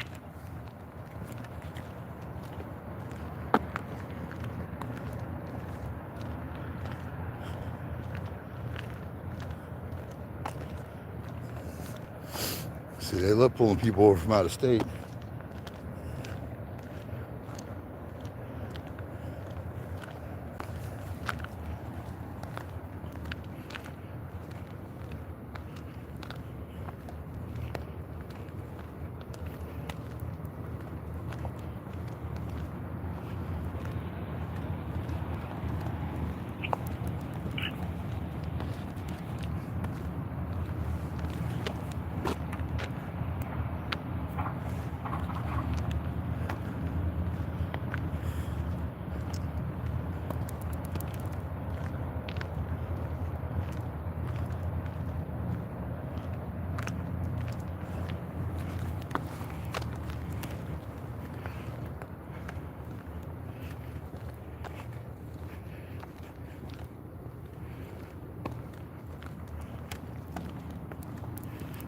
All right. I might. 805 dispatcher. I think I'm going to end this video here.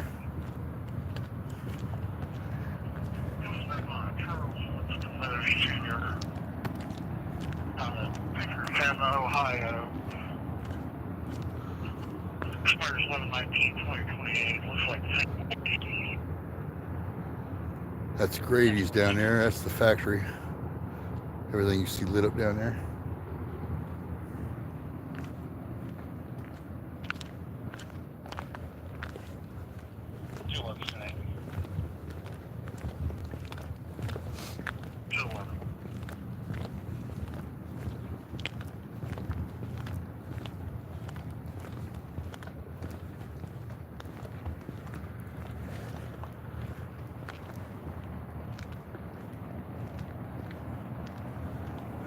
See, dark 30. And then we light up the neighborhood.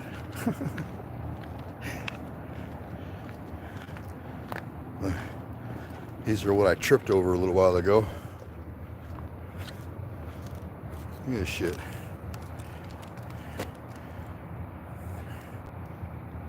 Fence panels. Now think about that. When the light's out, you ain't paying attention, you don't see that shit. Cabin Fire 1133 North, 525 West, 1133 North, 525 West, for fire alarm, timeout midnight 09. Fire alarm is going off.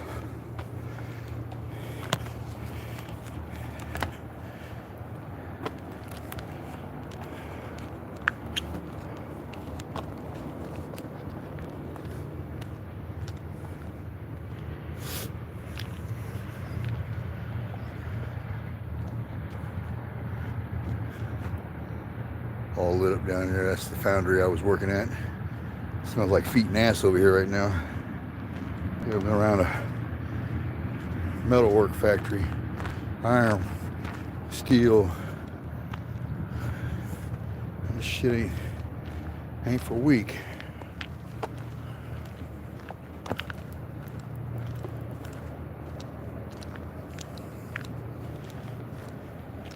So Schmidt was the officer who was down there on the DUI. Stop. And still, so far, every interaction I've had with him, whether it's recording him or him being the one to arrest me, all of it, he's been really professional. It's either sir, or he says Mr. and then my last name. You know, I mean, I gotta admit, if the rest of them were like that, I wouldn't have a need to come out with a camera.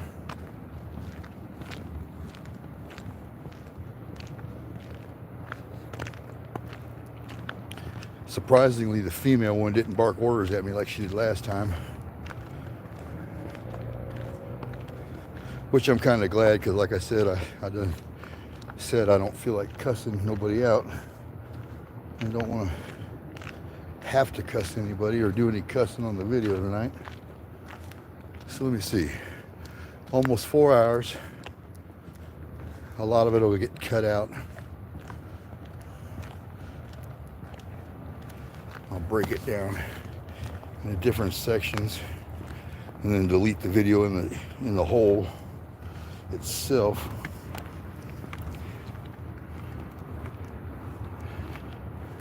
I know it's marked, it says City Council, because my reminder said that there was a council meeting tonight, but for some reason my phone lied to me, so I figured, well, I hadn't been out in a week or so and did any exercise, so I figured walk around the town,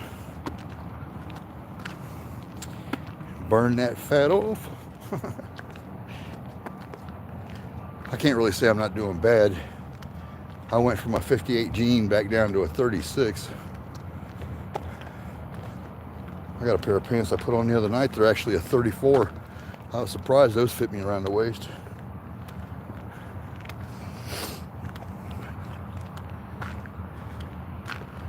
They were a little tight on the leg, but They actually fit. 33 north, 525 west. For a fire alarm. Heading phone out. Midnight 12. Yeah, that's a couple miles out. I'm not walking to that one.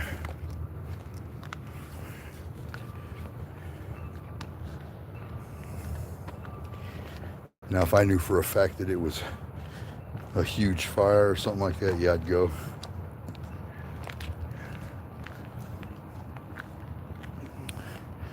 Well, you know, the fire department, one of them we just passed over here.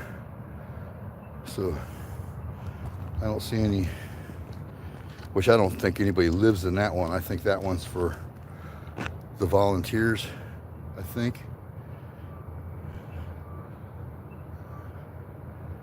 And no one's come flying up to it yet, or down this way. So can't be too big of a fire. Right now it's just a fire alarm.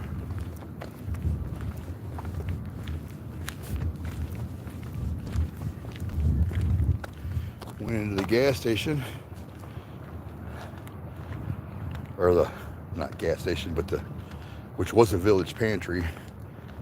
I forgot the name of it, but anyway, walked into, they're out of their fresh food for the night. I was going to get something to eat. Instead, ended up with a subscriber, which I guess that works too. And if you're watching, thank you for subscribing. Definitely make sure you hit that like button. Said smash that mug.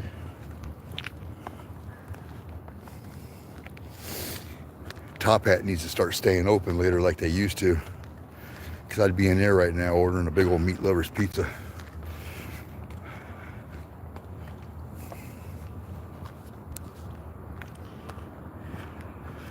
I got a video about 2 weeks ago.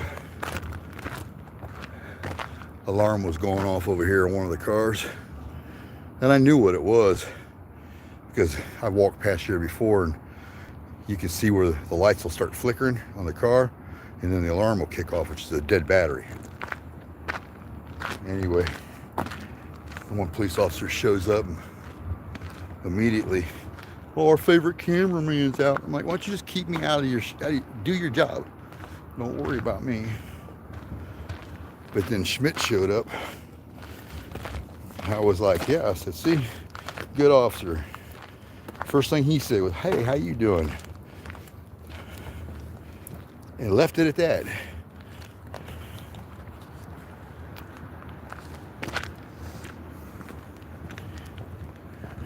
Didn't try to disrespect me. None of it. I gotta sit you down for a second. Oh. I've used this light so much, it drained the battery out.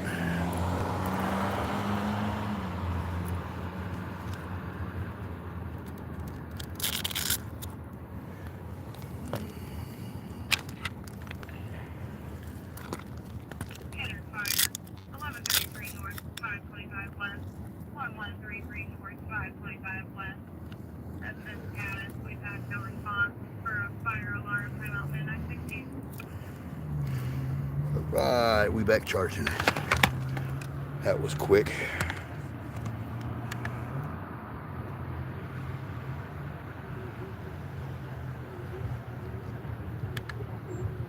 Yeah, it might be the cord in this one.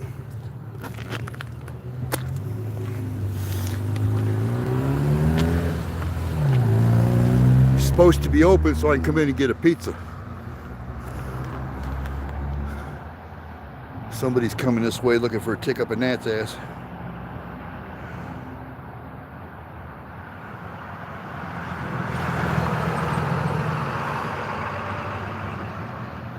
When I see bright lights like that, I always think, Popo.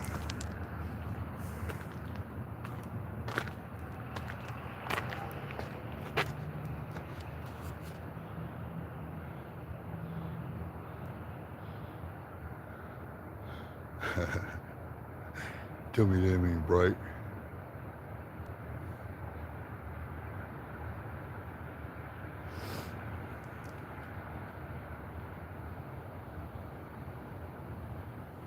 Yep, hit Popo. Yeah, you better turn that blinker on. Had a fire, center fire, alarm company called back, advised false alarm, you can disregard the call at 1133 north 525 west, disregard the call 1133 north 525 west. See if we started heading that way towards that fire. They just disregarded the call. There is no fire. It's a false alarm.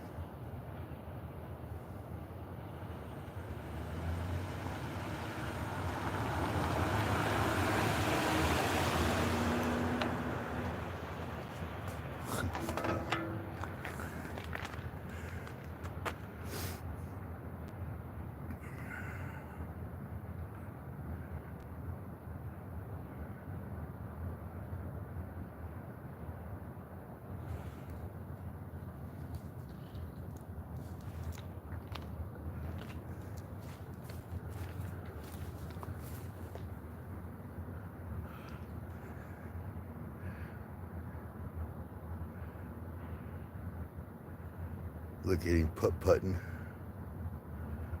Putt-putt. Possum running across the road over there.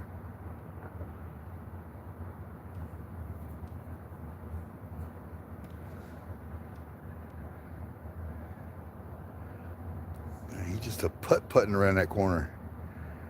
Yeah. It's probably a new one that don't know who I am.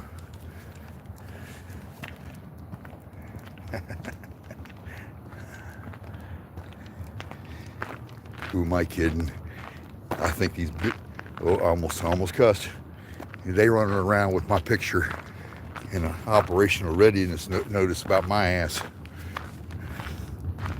Situational awareness photo. I know they are because I've seen my photo in 2 different vehicles. And what's sad is that the one vehicle that it was in, it literally stated sovereign citizen right up underneath of it because I started recording them. So if you know, that's how they look at you with the camera. You record anything out in public, you're automatically sovereign. You know, when they're the ones breaking the law.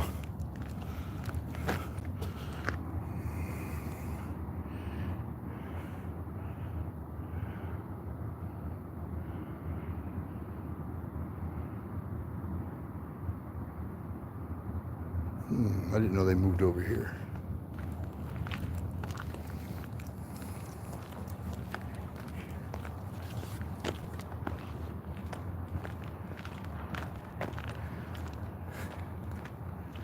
I went after that stop back there, that DUI stop. I stopped at the gas station right there. I was sitting there thinking, hell yeah, go in there and get something nice and hot. They stopped cooking. They had a couple pieces of pizza and some other stuff that was in there, but it looked like you could break out of jail with it.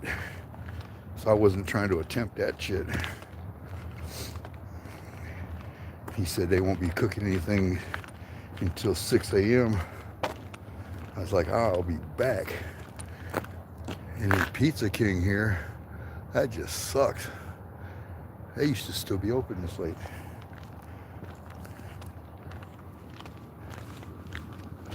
They got some really good food in there too. Now I gotta go home and pull something out of the fridge and it sucks.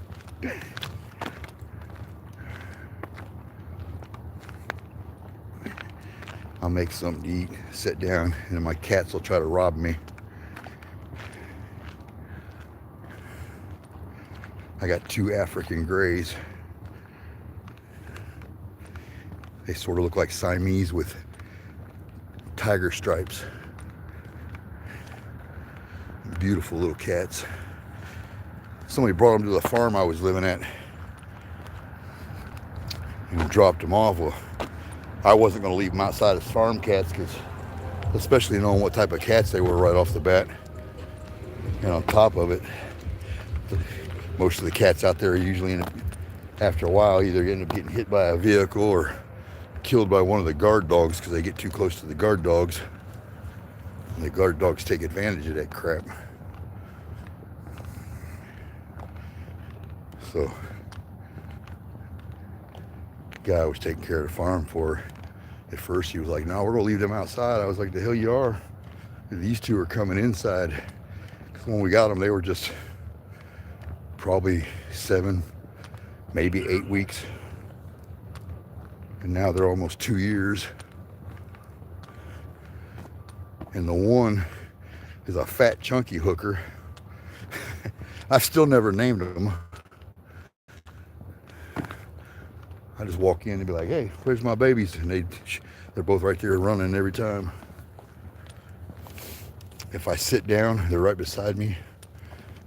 Not like most cats. Most cats, you know what I mean, got their own little attitude like, nope, I'm out of here. Don't touch me until I want to be touched. Hell no, I walk in, these two are attention whores. Constantly rubbing up against my face. You know, scared the shit out of me. I thought it was a dog charging me. Water comes shooting outside of that house. Made that sound like a dog would, you know, make that, you know, that little, it's like, what the hell? About ready to stab something. I had a guy, I was picking up a guy down here one time for work, and another guy on a motorcycle come flying this way as I was coming this direction. Well, the problem was when he was coming this way and going this way, he was looking that way behind him. I tried to get over as far as I could, and he came through my windshield. And then he gets up and, don't call the law, don't do that. I'm like, dude, you ain't going nowhere, man. You just destroyed my car, man. I'm like, I got no way to go to work right at the moment, you know, until I get my happy ass back home and grab a truck. You know, I got 3 guys working with me that are in the car. The guy gets up, starts running. I drop kicked him right here, literally right here. He got up and still got up and ran it over here to those apartments house right over here.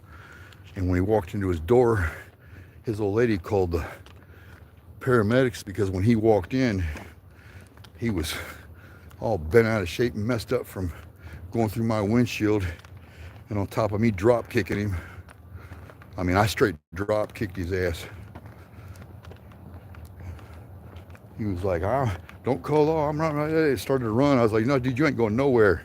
He wants you to take that swing at me. I was like, good night. He went down, went out for like a split second or so, and all of a sudden he jumped back up, man. You talk about meffed out. I seen him a couple years later when he got out of jail. He promised me that one day he'd replace my car, but that's been 10 years. I'll never see the car.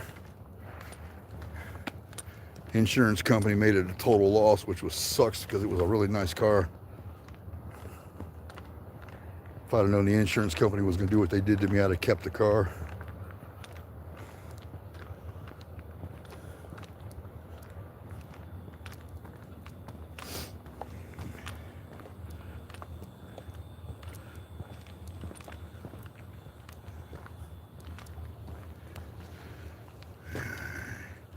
Yeah, we know Bobby's is closed.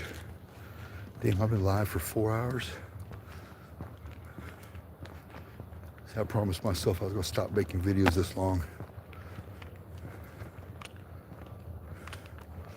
And here I done broke that promise. I've been doing pretty good though. I ain't been doing a whole lot of cussing tonight. Usually I'm cussing up a storm about something.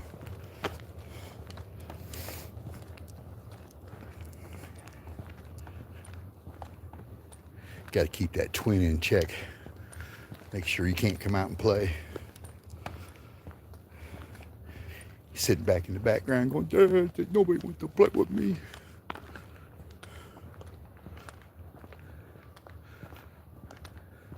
So qualified immunity, should it be removed?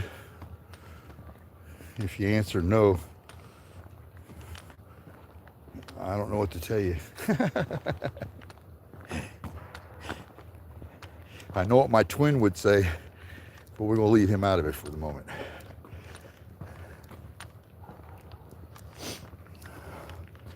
Lonzo, I'm coming for another Harley. This walking's getting for the birds. No, I don't care. I like walking.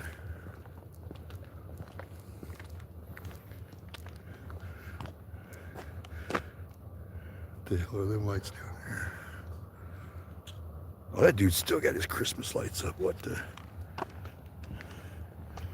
Damn, dude, it's almost you. What the? He said, Merry Christmas to me. Ain't that pretty bad? I gotta back up and remind myself what street I'm on. I've only lived here damn near 30 years. Well, I'm 57. I've been here since I was 18, 19. On and off. Full time when I was 22. First time I ever came here to this town, I was 16 years old. And I remember telling the guy I came here with, a buddy of mine, came here for a visit, who grew up here.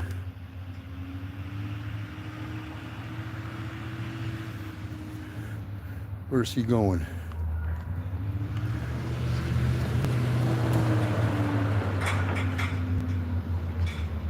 He going for a tow.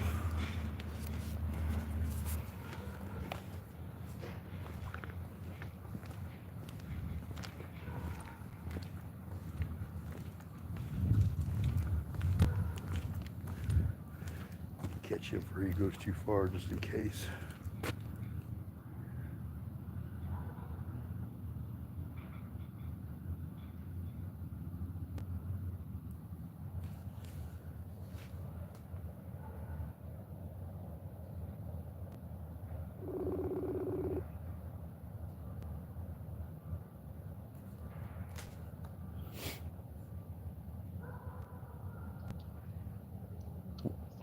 Where you headed to with that trailer?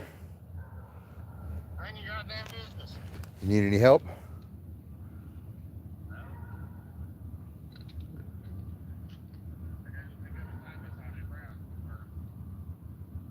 You want me to go? You just passed me right here on 25th.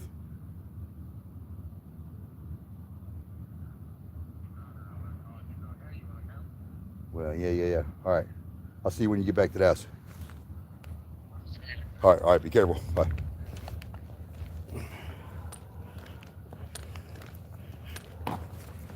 Going to pick up a side-by-side.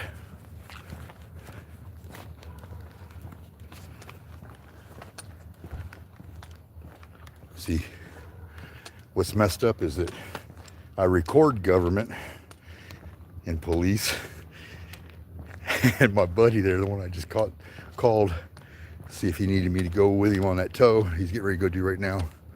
Is on call for the police department this week.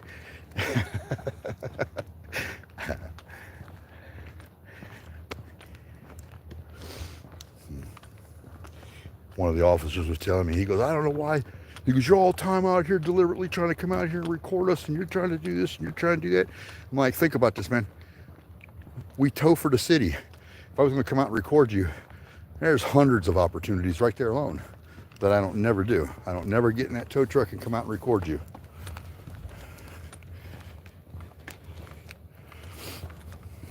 When I could. But I don't. Ooh, cattails.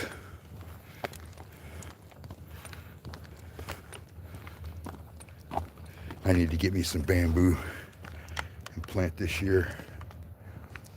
I planted some one year behind my house. About how, see how these are? And I planted like 3 or 4 of them. Not very many, like I think it was like 3, 4, 5, something like that. By the next year, they went down my whole damn fence row, man. I mean, they basically took over the whole backyard. I freaked out. Made a lot of nice pairs of nunchucks out of some of that bamboo. Some that I actually still have. The guy asked me earlier today, how come I didn't have any of those on me tonight? I was like, because I'm not out working out tonight with them. Didn't plan on it. But now that I think about it, I probably could have stopped at the arts park and had me a little workout there.